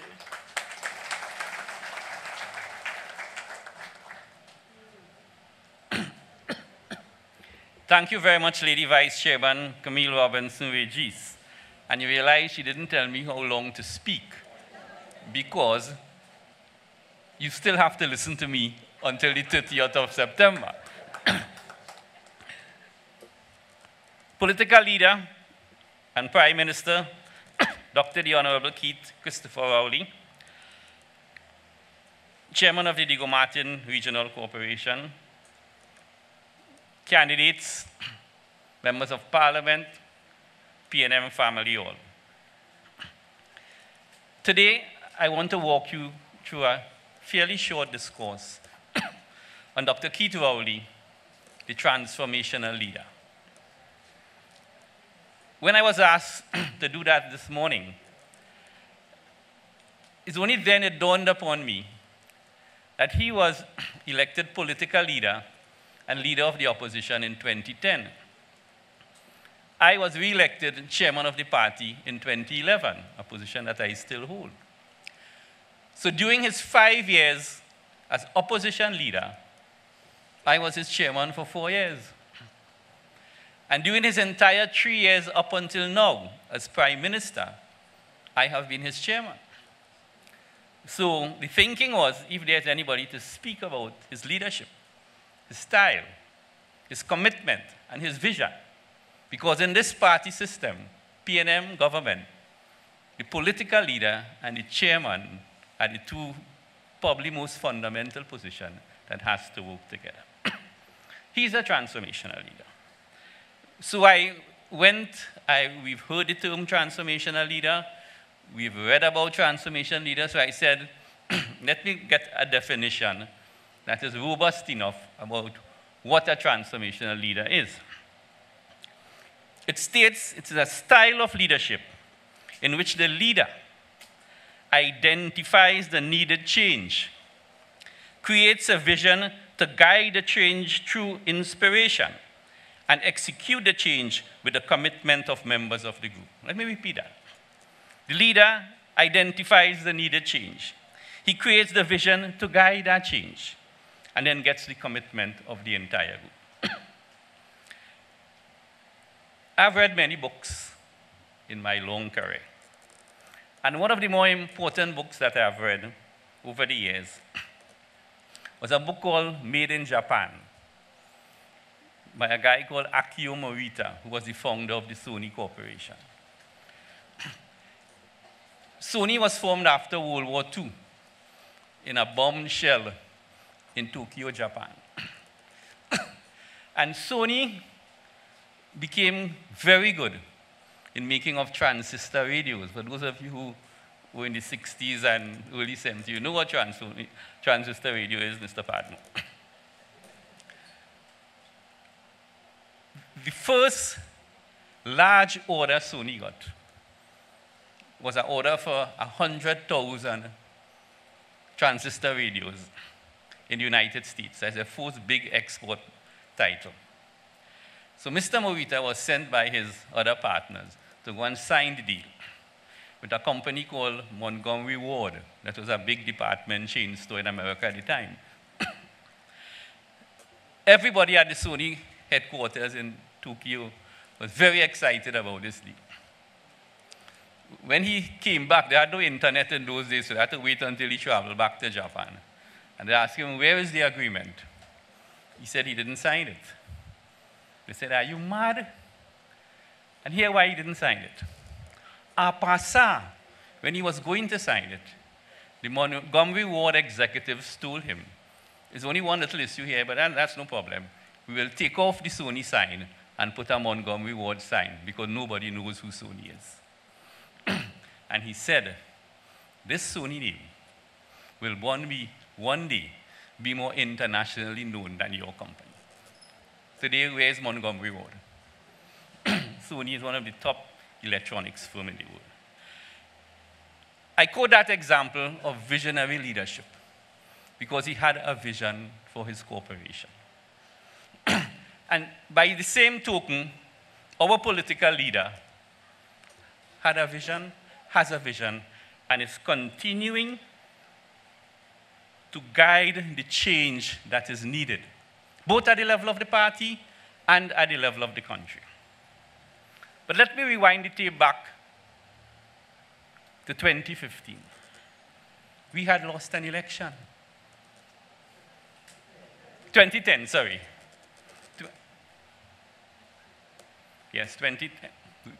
We had lost an election. It's not a nice feeling to lose an election. I was a campaign manager in Moruga at the time. But when you lose an election, you have to understand that something you were doing didn't meet the approval of the majority of the population of Trinidad and Tobago. That's a fact. You could put whatever spin you want on it. If you lose a general election, something your party is doing that didn't meet the approval of the majority of the citizens of Trinidad and Tobago. He had to dig deep. The first thing he said was a very simple matter. I was chairman at the time. He felt symbolically members of parliament, when you go to the parliament, you represent the people of Trinidad and Tobago. So he took a very bold decision in the PNM at the time to say, probably we should not wear the Balize tie. I was an MP. My proudest moments as an MP was to put on that Balize tie on a Friday and go in the parliament. I know the feeling. But here was a transformational leader coming to us and say, we should rethink that. Because the population has told us there are things we are doing that is probably not connecting to them the right way. I will tell you there was an uproar in General Council. At that meeting, and there was stiff opposition. Dr. Rowley told me, he said, Frankie, put it to the vote. It was the only time I didn't take his instruction. I said, ladies and gentlemen of General Council, go back to your constituency, talk to your executive, talk to the mass membership, think about this thing, because it is transformation and it's coming from the leader, and we will discuss it next General Council. The rest is history. But you have to take brave decision, and that was a brave decision that was taken. He went ahead and said, what it is in the Constitution that is probably not meeting the modern day needs of the society. Because remember, with social media, with everything, the population, as ignorant as some of you may think they are getting more sophisticated. Even the youth, the very youth you say are uneducated, there's a certain level of sophistication in their dialogue. You know?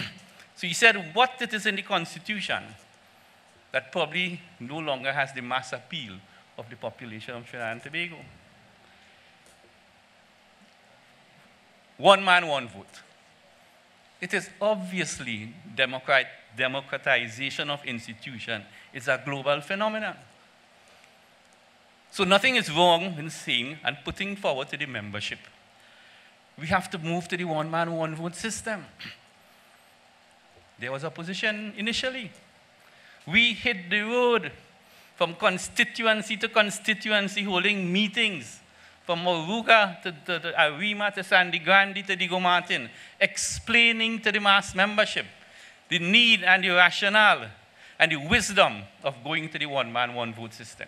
Because there was a certain comfort in the delegate system, you know. You control your delegates, you call them up and everything fine when you go to convention. You're sure you're in, you know, the door open. You know who win before the vote take place. It had to change. And we went into convention, a special convention in St. Augustine. We passed that. It was, Dr. Rowley himself spoke of that yesterday. The changing in the structure of the screening committee. The screening committee under the old constitution was to assist the political leader in selecting a candidate. And there was one political leader who used to always remind you of that. You are here to assist me. You have no power in your own right. Dr. Rowley changed that. Because every member of the screening committee is an individual. And while the screening committee, if I should tell you all that, we don't vote. We build consensus. But the possibility still exists that one day, if there is a major division, we will have to come with a majority system. It is there in the Constitution. It has never been implemented because this current political leader's position is that if I, as political leader, cannot convince my team as to what my views are, well, I say no more. Then, in an effort to give the membership a chance to assess their leadership before a general election, the old constitution had 4 positions that were voted for 5 years. Chairman, vice chairman, general secretary, and political leader. He changed that to 4 years. And then the other members of the executive were voted in every 2 years instead of every 1. Other minor changes, but still significant. We had a youth officer male and a youth officer female. That is a long time thing, you know. You have a youth officer, you know, gender things. In other words, as if women different to men in terms of the context of youth and wages and what have you. So youth officer, one youth officer, it could be male or it could be female. We went ahead and created a new position called social media officer. Because, especially coming out of the last presidential election in the United States, we know that social media will probably have a bigger impact on the results of our fortune than what is coming from traditional media. So, the vision, taking you forward, defining the change as to what we want, all driven from the top. Even inviting the other competing candidates to come and speak here. It's visionary, you know. I was surprised when I heard it. Good, because I'm not sure if I would have done that, but the boss sees things probably, and there are times we don't see. But ladies and gentlemen, the final point I want to raise with the party is the sod-turning ceremony for Balize House. It took this current leader to produce that vision. Balize House was acquired in 1962. It is as old as Trinidad and Tobago, the independent state of Trinidad and Tobago, by Dr. Williams. We have gone through cycles of boom and bust. We had oil booms, we had gas booms, we had all type of booms. And we would go into Balize House month after month, day after day, the floor rotting, the structure doesn't have the structural integrity to withstand anything. And then the status quo remains. Lovely historical building it is. But somebody had to say, we have to move forward. And today, I really want to compliment, thank, and congratulate Dr. Rowley for that vision of putting a new Balize House headquarters at Tranquility Street. And if I should say so, my proudest moment as PNM chairman was when both of us turned the sod. That day, so my name going down in history now, because that picture will be on the building, I'm sure, and nobody could change that. So the party has been transformed through transformational leadership, through visionary leadership.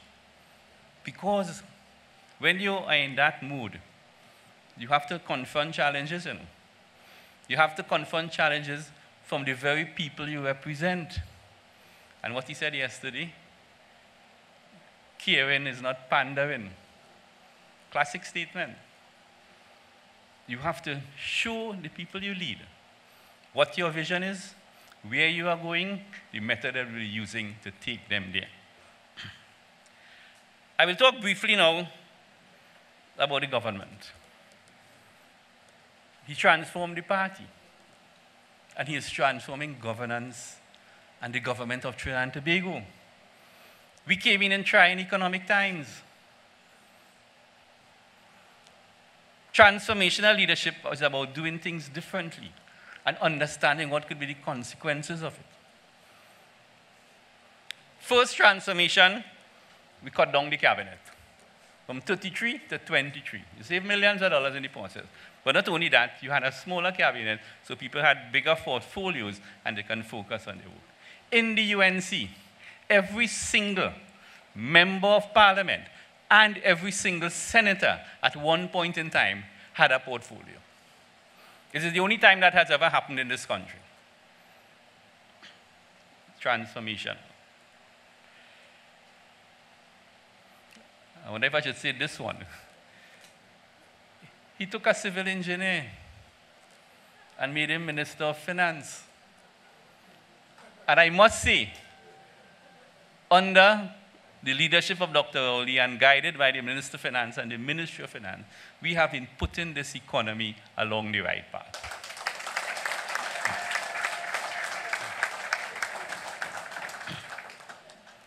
Transformational. Probably the most transformational policy of this administration. And it will impact on us in the 2019 local government election, which is the drive for local government reform.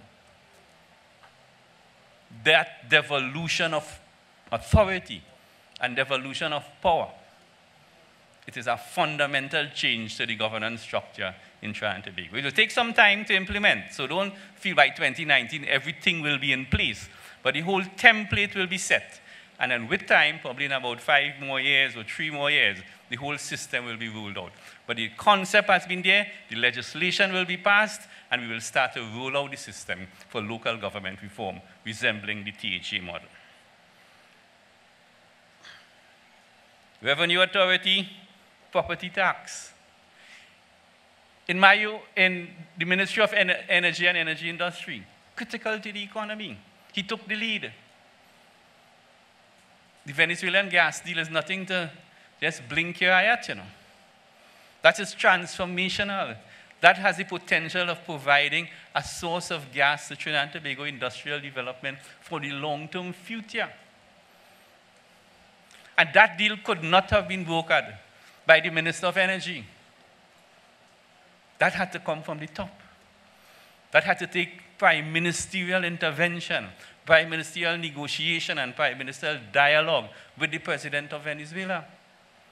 Today, when we were at the meeting in Caracas with President Maduro, he lamented the fact that President Chavez came to Trinidad, signed a unitization agreement at the diplomatic center with then Prime Minister Manning, and for 12 years, nothing happened. And it took Dr. Rowley's visionary leadership to set that right. Ladies and gentlemen, today, that is a done deal, and it is in the interest of Trinidad and Tobago.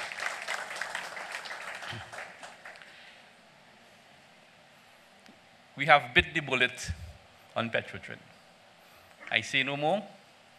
It is still topical issues, but we have been educating the population as to the rationale for our decision, the reason for our decision, and we move forward on that. So, members of the PNM, in Dr. Rowley, we have a leader with vision, we have a leader with fortitude, and a leader with a will to cause the changes that are necessary for this country. He has led with courage, with steadfastness, and with conviction.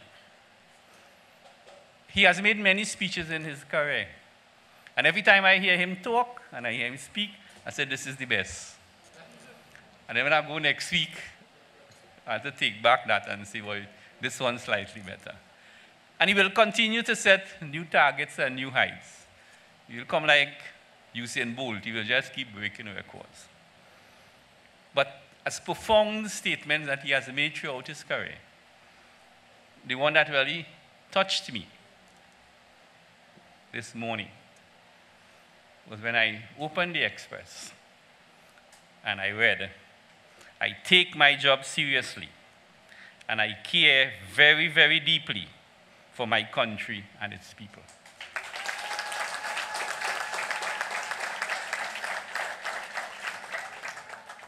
Thank you, Honorable Prime Minister.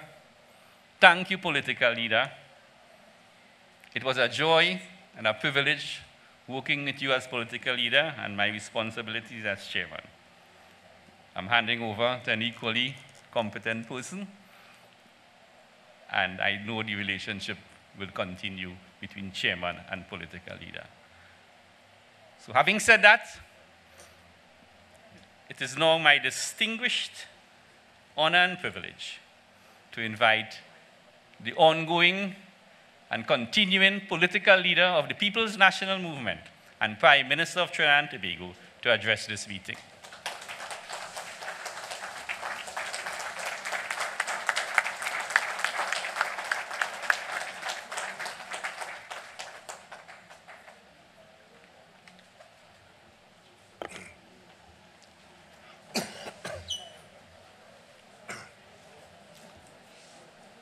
Thank you very much, Party Chairman, the Chairman of the Diego Martin Corporation, members of your corporation, members of the executive of the Diego Martin constituency, East, Northeast, Central, and West. Those of us who are familiar with the Bible would know that it says wise men came from Diego Martin Northeast. Oh, that's not the Bible. That's not the Bible. That's a quotation from Diego Martin West. They come from the east and they end up in Diego Martin West.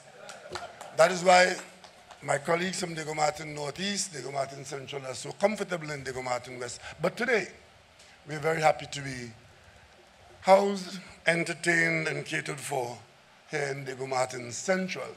And I want to thank all members of my cabinet, members of the party executive, and permit me to identify and recognize, pay special recognition to two very significant guests. You see here with us a friend and colleague of mine, Professor Selwyn Kojo, is here with us today. And I did see Harvey Boris somewhere in the back there. Harvey Boris, I love my country. Welcome to Diego Martin. Fellow PNM members, because as you know, this party election is confined to the members of the PNM. If you are just a supporter and never joined the party, you can participate in the election, but of course you can wish us well and give us the support you normally would. And I would like to thank the organizers of the campaign, which we started yesterday in Arima, today in Diego Martin, and I think we go to San Fernando on Saturday. In San Fernando. We try to get around the country as much as we can to take the message of the PNM to the PNM people and to the country. I want to explain why I have taken the liberty, some say the risk, of calling together some party members and asking them, those who were not already ambitious and who had not already marked out their area of battle, asking them to take responsibility for our party going forward. And as I offer myself again for continued service, I had the opportunity as leader of this party since 2010, and as a member of this party, well before that time, to have what I may call the expectation that I should know who are the people in the party who can do a good job in these offices. I have no doubt that in Diego Martin West, we could have filled all these positions and Diego Martin West will properly run this party without any of you.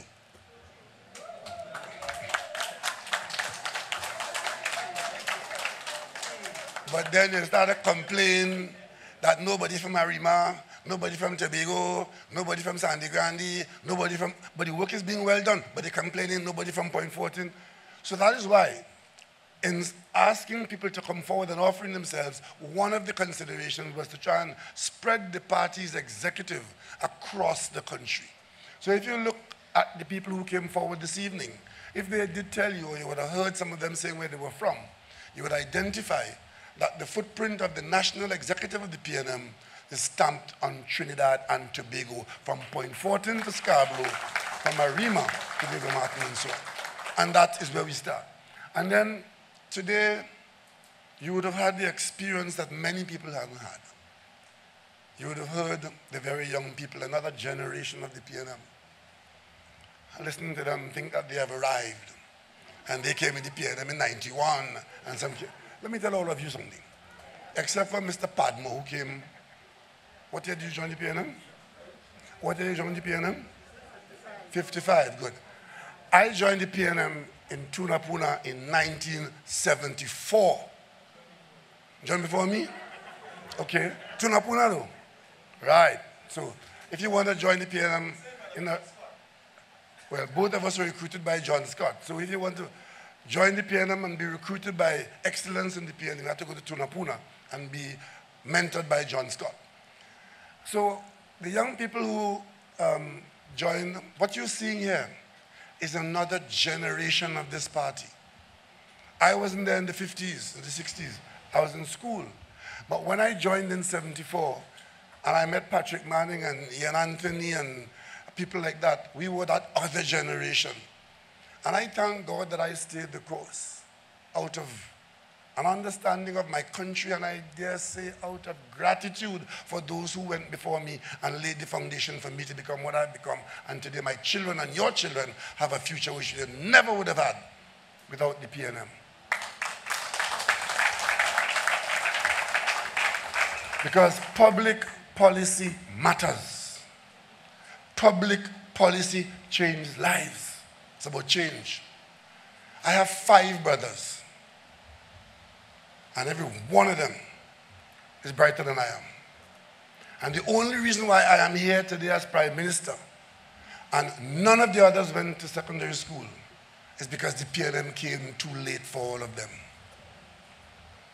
I am confident, had the PNM come 10 years before with the policies of the PNM, every one of them would have done better than I did, because I wasn't the best. Ladies and gentlemen, change is required if progress is to be had. And that is what the PNM understands. You try to look around at our country today in whatever state. There are some of our own citizens who take pleasure in announcing that our country is a failed state. And whenever I hear that from any of them, the first thing that crosses my mind is, what have you done for this country? What have you contributed to this country? Except bad-mouthing it, right? What have you done? And invariably you could point to nothing. We had a government here between 2010 and 2015 that spent the 5 largest budgets in the history of this country. And if I ask you now, just think, what exactly did the UNC contribute to the development of Trinidad and Tobago between 2010 and 2015? No. That is a fact. You can point to nothing except that they were there. And all they were known for is for raping the treasury. Today they have all kinds of advice to give. and taking all kinds of position about procurement and this and that and trying to obstruct and undermine the effort. But I tell you something, let me talk people down. The youngsters came here today, Foster Cummins in that Parasham, Daniel Duki, Ndali Young, Laurel Izama. That's the next generation, and all of them could point to endless periods of progress and items of progress of the party that they are part of. So when we say that we are PNM and proud, we know we have something to be proud about. Have something to be proud about. And when we say we're ready and ready, it means we're ready to continue developing Trinidad and Tobago. And change is what brings that development. Stagnation never does. Fear never does. And self-interest is never worthwhile. Some of you are too young to know when shop used to close on a Thursday. I know when I used to have to go to the shop at 1 o'clock on Thursday because the doors would be closed for half day on Thursday. But then eventually that too was changed. I know when public servants used to work on a Saturday, because I was a public servant who worked on a Saturday.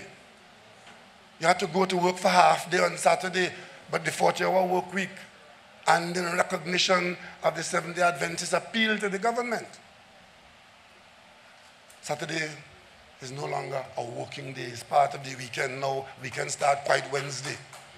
Just mistake and have a holiday Wednesday or Thursday. Long weekend.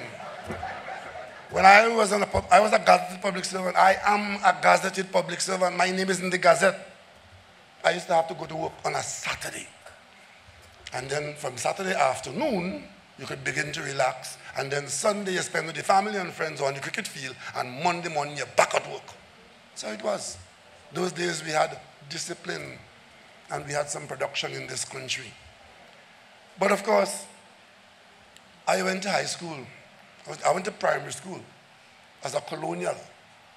We used to get bun and juice, Queen Birthday, because we were colonials. And some people in this country felt that that was a privilege and that was what we were good for. Hewers of wood and carriers of water and probably fight war and kill for other people in other people's wars. But there were others who thought that we too were equal to any other.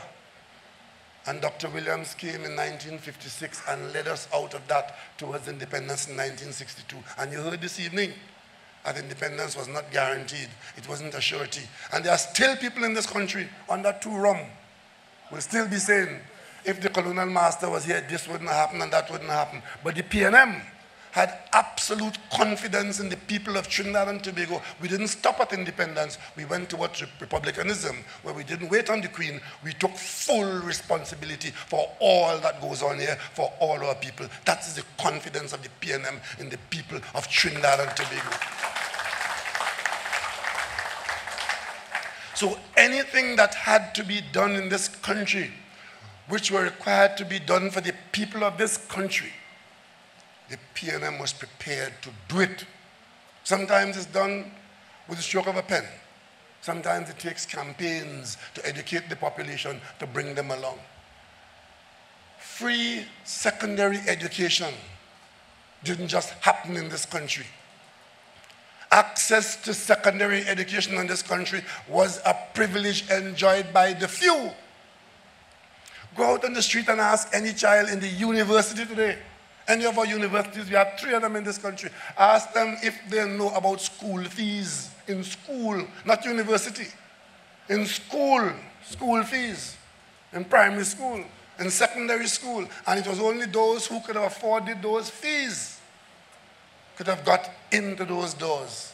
We've changed this country completely by a policy of free secondary education. And you would think that that policy came unobstructed. There were those who weren't happy about it. Because whatever you do, whatever the policy, there will always be a cohort of people for one reason or the other who would not agree, either because they would think they can do better or they think that the policy is bad. So don't you expect that there's any act of policy that will be put in this country that will just be accepted by all and say, okay, hail friends, well met. No, you have to usually fight for the space, you have to defend that policy, and in the end, who weren't with you usually come along. When some things that we consider simple. How many of you knew about the time when if a young lady got pregnant in this country, she was put out of the home onto the street?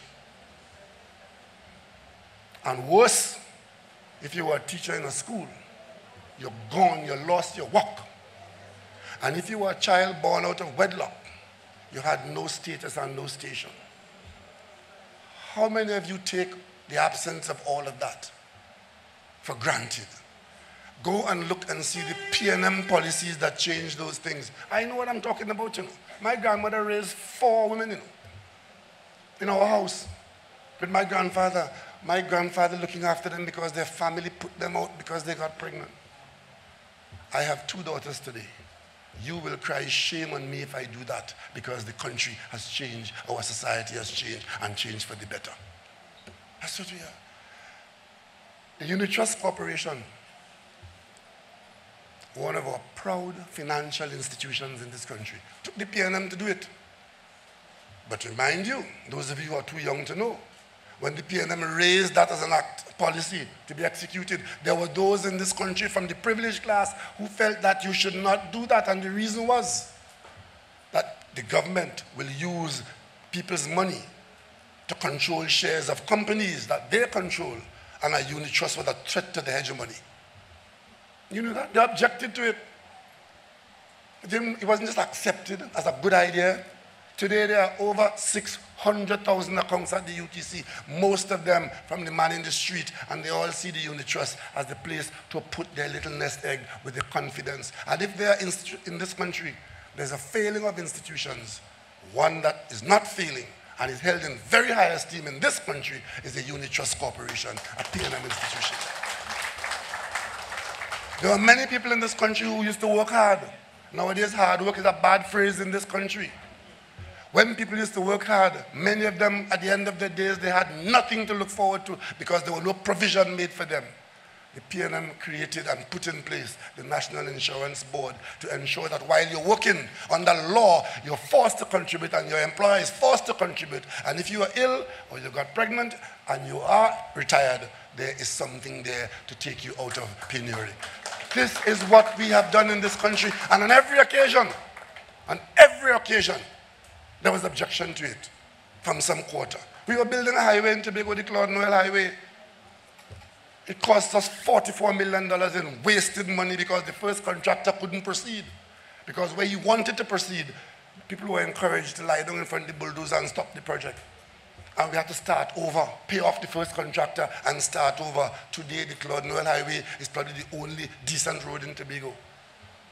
We need to build some more. We are currently in the, on the drawing board to build a bypass road around Scarborough.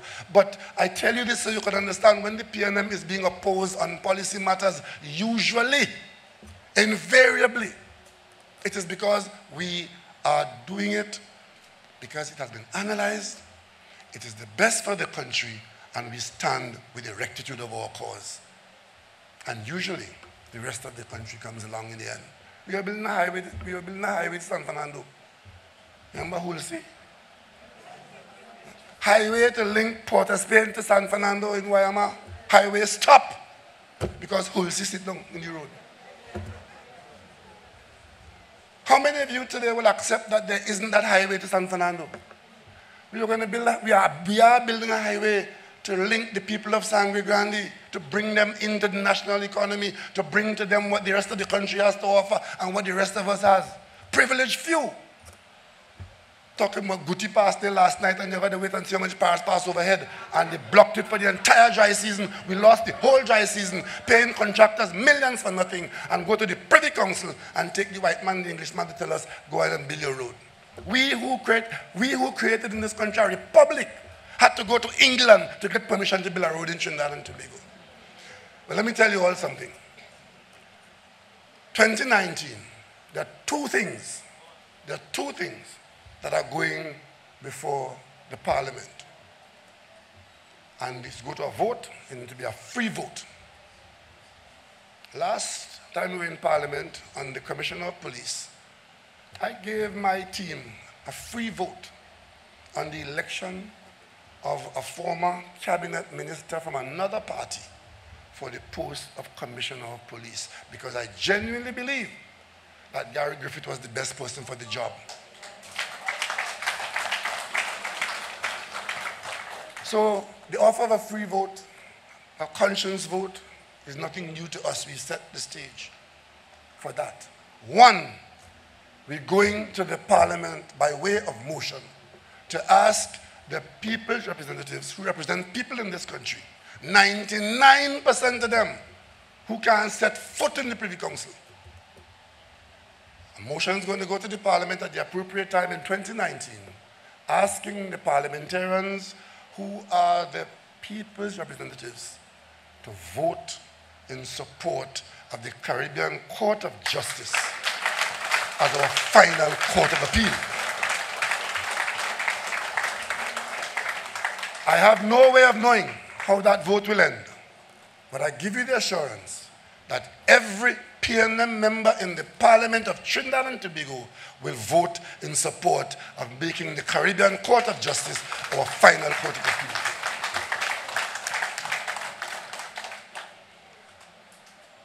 Where we are here today in Diamond Vale, housing was the #1 need and still is of large numbers of people in this country. It took the PNM to build this housing area and house tens of thousands of people. All over the country, I can point to housing from Charlottesville in Tobago to Point Fortin, to San Fernando, to Arima, all over this country, public sector housing, which is only done when the People's National Movement is in office, because we have a commitment to improving the quality of life of our citizens, and there can be no better contribution to an improvement in the quality of life than to removing it from a hovel. Some of those places that some of our people lived in. Today, some of our people take it for granted and convert some of our public sector housing into dens of iniquity. But yesterday, Mr. Padmore spoke in Arima, and he made the important observation that the development of the country has to be a contract between the government and the people. And if the government does its part and the people doesn't do their part, if there's no individual responsibility, if there's no familial responsibility, if there's no community responsibility, no government could bring about the development that the country deserves and that the country is after. So we build houses of all types, and then 6 weeks after you're hearing the same misconduct that was taking place in certain kinds of in housing taking place in the multi-million-dollar units. So therefore, it's not money, it's attitude, it's responsibility. And the people of this country need to be called to order to take account of what is happening and take responsibility, if not for themselves, but for the children and the grandchildren. And the PNM is confident that as long as we hold people responsible, we give them opportunity to participate in the development program and the development process, Trinidad and Tobago will keep going from strength to strength. That's our confidence. We are going to build the highways. I see today in the papers that there's to be some obstruction to the overpass in Curep because some families are holding it out that they're being oppressed because there's land acquisition to take place and that we are using the Land Acquisition Act.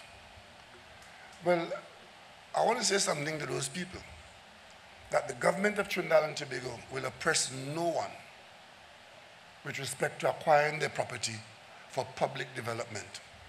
And when you see the pictures of the old people, I think one is 72 and one is 76, it tugs at your heartstring that they have to move. But in cooperation with the government, I'm sure that that move could be made acceptable. But the argument in the story is that we are using the acquisition clauses of the law and not using private treaty. Private treaty means that somebody tells somebody that this property is worth $100 million. One gentleman blocked a development out in the east. He had a bar or something. And he took that matter to the court, saying that they should not, was the highway going past Arima out there? Kumuto. He took the matter to the court, saying that he ought to be paid his price and they ought not to use the law.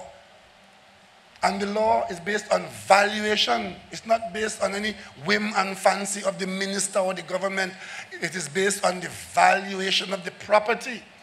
And the government allows outside valuer to get involved in the process. We have the government valuer, which is usually the lower one, except when Munlal is minister. And we have private valuers involved in the process. And nobody is going to lose their property by virtue of undervaluing it and oppressing them. But you see, in the last government, they used private treaty and they raped the country. Buy all kinds of land that nobody else will buy, where only bullgrass will grow, that has no value in the order of the million, and pay millions and millions and millions for it. The land acquisition on the highway to San Fernando was estimated to Point 14, was estimated at $475 million in the program. When we came into office 1 year later, the budget was $800 million. And when we asked them, why is this budget jumping up by almost 100%? Jack Warner told us, he was Minister of Works at the time, that the price of land gone up. Private treaty. And they made millionaires of people with property they couldn't sell. And you have Chrislyn Moore in Tobago. Every time a pin drop in Trinidad, she has something to say. What she's not telling you, that she became a multimillionaire in that scandal of paying for land by private treaty. And all this government is doing, I was the minister that took to the parliament the modernized land acquisition, where valuation is the heart of it. You have to be paid 60% immediately, and you pay the other 40% at the completion of the assessment of the value. And upon publication of the section 4, I think it is, once you publish it, the requisite section, the government is allowed to go onto the land. If there are people involved with houses, then they are required to remove themselves, and with the assistance of the government if it's available. But the law is there. Why are we being accused of oppression if we are following the law?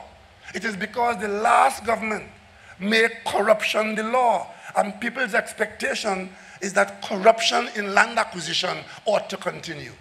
That's what is happening in Trinidad and Tobago. And if you try to change it, you're being put across as not caring. The law in the parliament, when the law was passed, all the ingredients of caring would have gone into that law. And what we are required to do is, by our oath of office, is to operate the law without malice, without favor, without ill will. So read in the next column and see what's going to happen. Maybe they'll go to the Privy Council and ask them for permission to build the overpass in Curia. But I'll tell you something else too. I also look in the newspaper and I see that the government, all institutions are failing. And of course, that involves the government. Okay, that is true. We have some serious failures in our institutions. But if it is that all institutions are failing, and apparently there were only 2 pluses, eh? 1 plus was the president. I only ask one little question. Who appointed the president? The government gets no credit for making an outstanding selection for the presidency in Trinidad and Tobago. Because I keep saying that one of the main responsibilities of the government or of any manager or of any leader is the selection of people for the jobs that have to be done. Today, you'd have seen our slate, and I need not go over the CVs for you. You would have seen that people who were selected, people who qualify with a good chance of success for the jobs in front of them.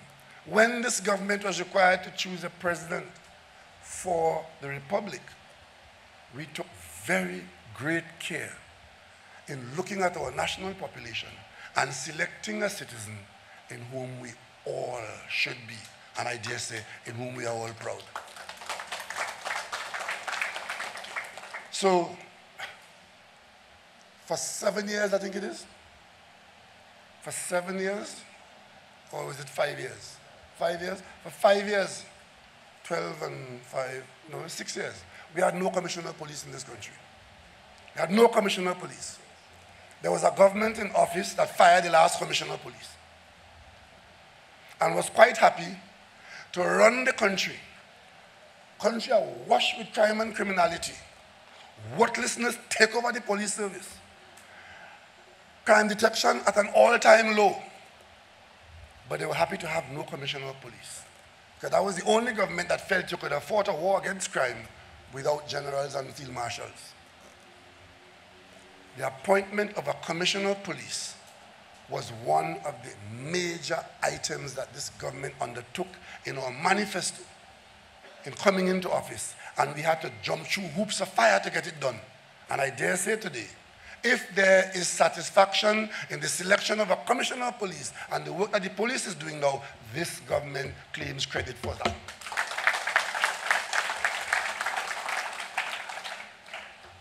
And as for me, when I don't personalize this job, some people think that I don't care. It is because I care so much why I don't make it personal. If this job was personal, many people who are today in my cabinet would not be there. Many people who have appointments abroad will not be there. But I have never personalized this assignment of leader of the PNM. I am the leader of the People's National Movement. I am not the leader of my friends and Maria and Margaret and Diego Martin West. I am the leader of the People's National Movement. And whatever they may think of me, the one thing that they will know of me is that as PNM leader, I am your leader. And outside of the PNM, I look at the broader canvas of the national society. I can tell you, I worked in the parliament since 1987 January. And I made friends on the other side of the floor in the parliament. There was a time in the parliament after a budget debate, government and opposition. I was in the opposition after the budget debate. We leave and go to Bretton Hall and sit down and drink all night because the budget passed. Government and some members of the opposition. Today, I can count among the people I respect very highly in this country, having worked with them. Anthony Smart, chairman of the FCB. He's there. We met him there and we left him there because he was a good citizen doing a good job at FCB. Selby Wilson, I meet him on the golf course. We can play a game of golf together and we can laugh and talk together. That is what the PNM puts up as leadership. Look today. The chairman of the NCC was a former government minister because we felt that he was the best person for the job. The chairman of NP is a former UNC member of parliament appointed under my stewardship. And that is how we run this country. There's no other leader, no other political party in Trinidad and Tobago that could make that claim, that we see country first. We see country first. I can tell you that the people of this country have to take responsibility for the outcome. Because if you choose leaders that are not committed to the country's future, and it's all about them and their future and their office, then you are responsible for the outcome. I see a lot of people in the political arena today who have serious questions to answer with respect to their conduct when they had the opportunity to run this country. And they are behaving as though they have nothing to care for. And they only wait until the next election to get back into parliament. As far as I'm concerned, if such persons make their way back into the parliament, then you, the people of Trinidad and Tobago, you take what you get. Because you can't say you didn't know. Can't say you didn't know. But there's something else that's going to go to the parliament during 2019. And it's this. You know, I can go outside and buy a pack of cigarettes if I'm stupid now. and smoke it. It'll poison me, but there's no law against it. The government will collect the tax, and I can stupidly poison myself. I can go out there and drink as much rum as I like. The government will collect the tax, and as my father said, the more you drink it, the more they make it. But we in this country at this time have a problem. Our jails are full of young people, largely young men of our societies, because they smoke a marijuana cigarette. Many of them might have smoked too, but all of them would have had their lives somehow negatively affected by having smoked a marijuana cigarette, because the law in this country makes the smoking of a marijuana cigarette a criminal offense. The minute you could drink as much rum as you want, drunk and drive and kill people in the road if you wish, you don't get charged for criminality for having drunk the alcohol. You could smoke as much cigarette, poison people with secondhand smoke, you don't get charged for being a criminal.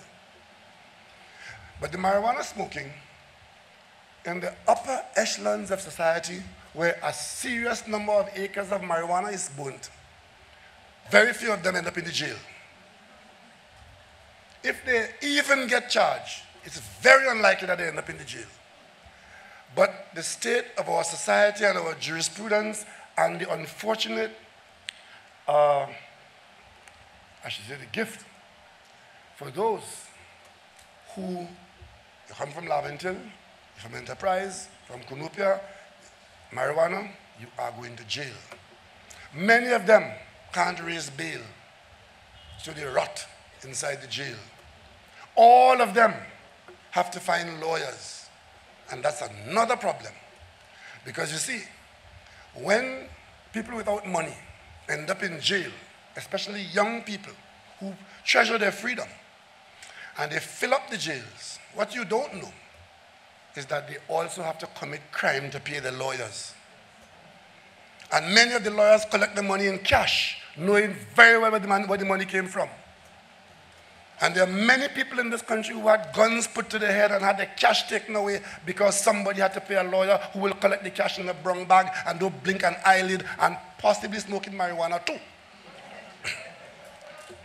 That is a matter of social justice that needs to be addressed.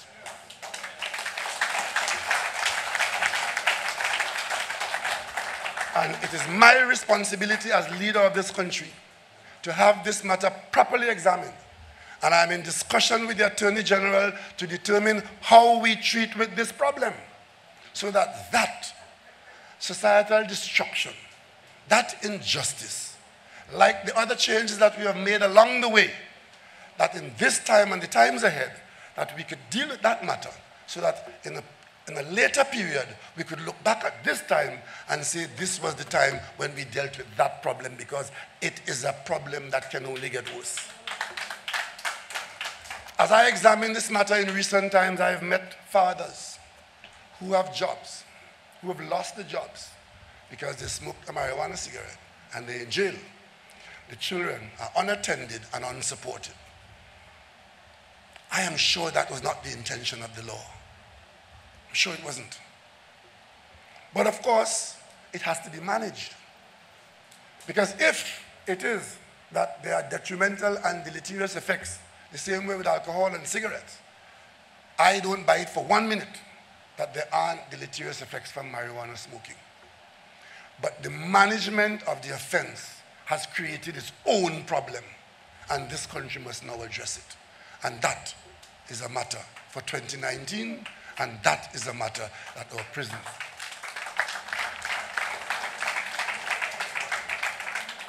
We in the PNM are the only political party that has ever come up with answers and come to fix problems that the people of Trinidad and Tobago have.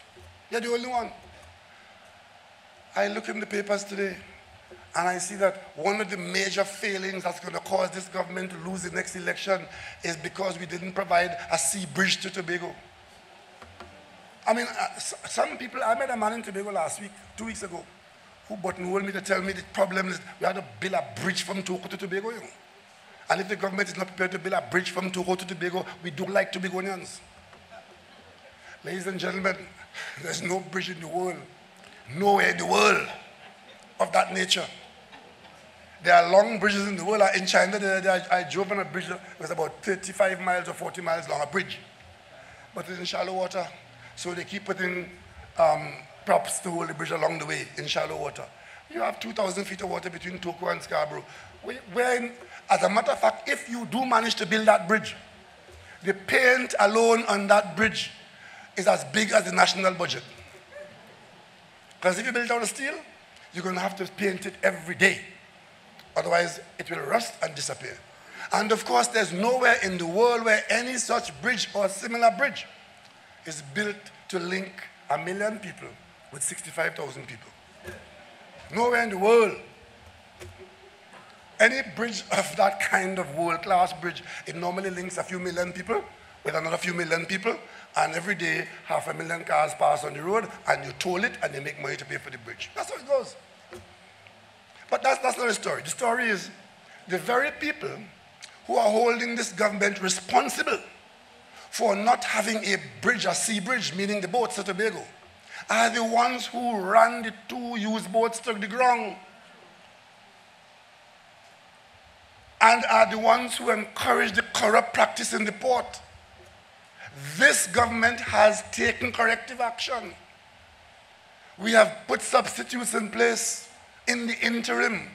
And last week, Thursday, we placed the order for 2 brand new ferries that will one day be here to put an end to that system once and for all. It's the only way it could have been done. And we didn't just place the order. We went to the Australians for help. And the Australians gave us help in terms of financing to pay for it. What else did the people of Trinidad and Tobago want the government to do? I couldn't go into Hilo and buy 2 boats. I couldn't go to that big store down in Union Road in Stanford and buy 2 boats. If we couldn't even find used boats to lease. We found one that was not exactly what we were looking for, but it was better than what we had, and we bought it. And every single day, they're behaving as though the Garland Passage is an abomination. It is a vessel that gets to Tobago in 4.5 days, 4.5 hours. 4.5 days, yeah. My grandmother used to do that. You see, those of you who came in recent times, you wouldn't have known about Belize and Barima. You wouldn't have known about the city of Port of Spain. Well, I can't forget the city of Port of Spain. I going to school in Scarborough, leaving Concordia and see city of Port of Spain coming in on the horizon. Go to school and spend the whole day. When I come back to Scarborough, city ain't coming yet. And reach yet. And when city reach, talk about bog. Talk about bog. Anytime you travel on the city of Port of Spain, all grip had to stay outside in the sun. And little children like me used to have to go through every piece of clothes to kill bug, you know. You laugh at that? And in those days, we were peaceful and calm in Tobago. Right? Then we had the Trinidad and Tobago. Right? Then we had the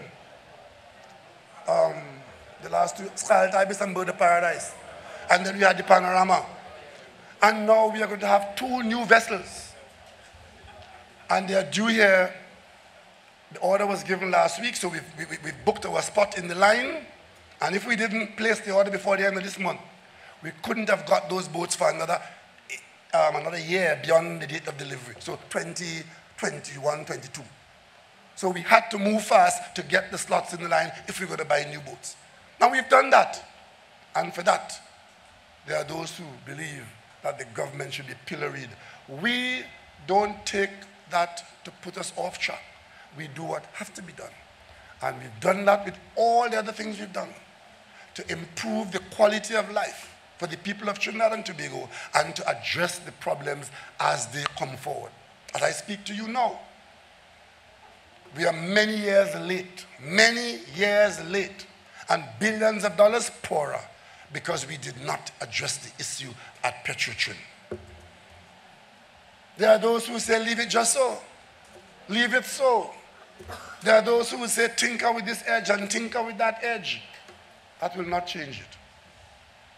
Those who understand what the wider national interest requires know that we have to do what we have to do.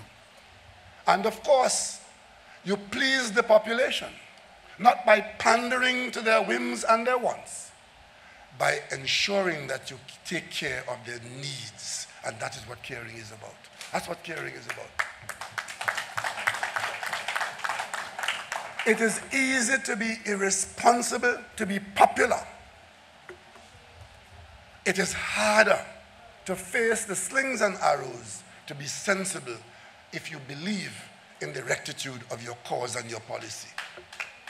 That has been the story of the PNM. That has been the story of the PNM. There are those in this country who are encouraging us to get involved in Venezuela's business at the behest of others. In keeping with Trinidad and Tobago's national policy and in keeping with PNM's policy, we stood fast in our principle of non-interference and non-intervention while being a good neighbor in every way that we can. Today, well, I won't tell you the details, but Minister Moses and myself and Minister Young, we were not surprised when we saw yesterday in the international news that United States officials have told the international news that United States military officials had received overtures from Venezuelan military officials in the planning of a coup against the president of Venezuela. That doesn't surprise the government of Trinidad and Tobago one bit, and you should know why. Ladies and gentlemen, as we take this responsibility for the next executive of the PNM, we take responsibility for our country in a particularly difficult time. And if it is that to be popular is to do right, we will be popular at the end of the day. Sometimes it takes a while. It takes a while for the blurred vision to become clear. It takes a while for the pain to ease. It takes a while for the trust to develop. Today, we say to the national population, if there are problems in this country which the PNM cannot solve, there's no other political entity that would even embark upon solving those problems. I am proud to be able to present to you the candidates I presented today, because I have worked with all of them, and I can tell you they are AA candidates. They have the right attitude, and they have tremendous ability. And on that basis, if not that basis alone, I ask you to vote for them resoundingly and put a new executive in place and let this PNM go from strength to strength and take Trinidad and Tobago from strength to strength with boundless faith in our destiny. I thank you for your support, and I thank you for coming.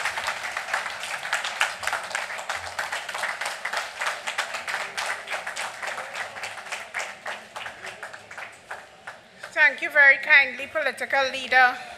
And ladies and gentlemen, I'll just ask the candidates to come forward. Political leader, Dr. Keith Rowley. Chairman, Mr. Colum Imbert.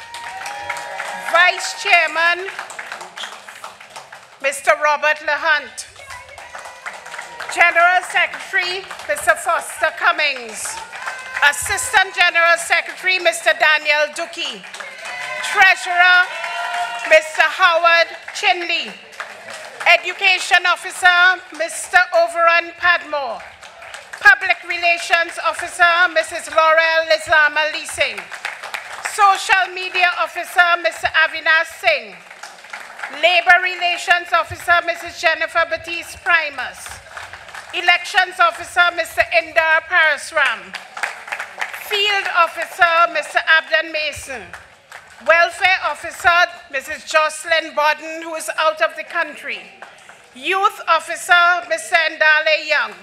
And Operations Officer, Ms. Irene Hines. Ladies and gentlemen, this is your slate of candidates, the Red Rowley slate.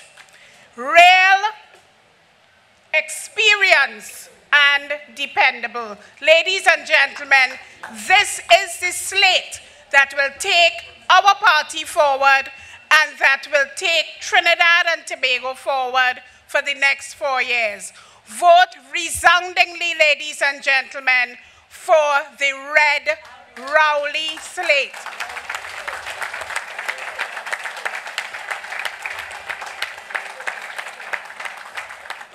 This is the slate that will do what is best for your party and for Trinidad and Tobago through the PNM. Ladies and gentlemen, our next set of meetings will be in San Fernando, Tunapuna, La Joqueta, and Point Fortin, and we will let you know when and where. Thank you very much for being here, ladies and gentlemen. Thank you very much for supporting this slate, and we look forward to ensuring that we work in the interest of the PNM and in the interest of the people of Trinidad and Tobago. Thank you very kindly. Great is the PNM. Great is the PNM. Great is the PNM, and we shall prevail. Thank you. God bless. We are the chosen generation.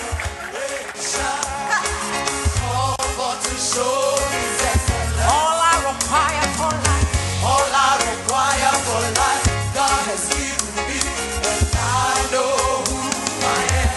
We are a chosen generation. We are a chosen generation. All but to show His excellence. All I require for life, God has given me, and I know. Yeah, brother. Stay strong, brother.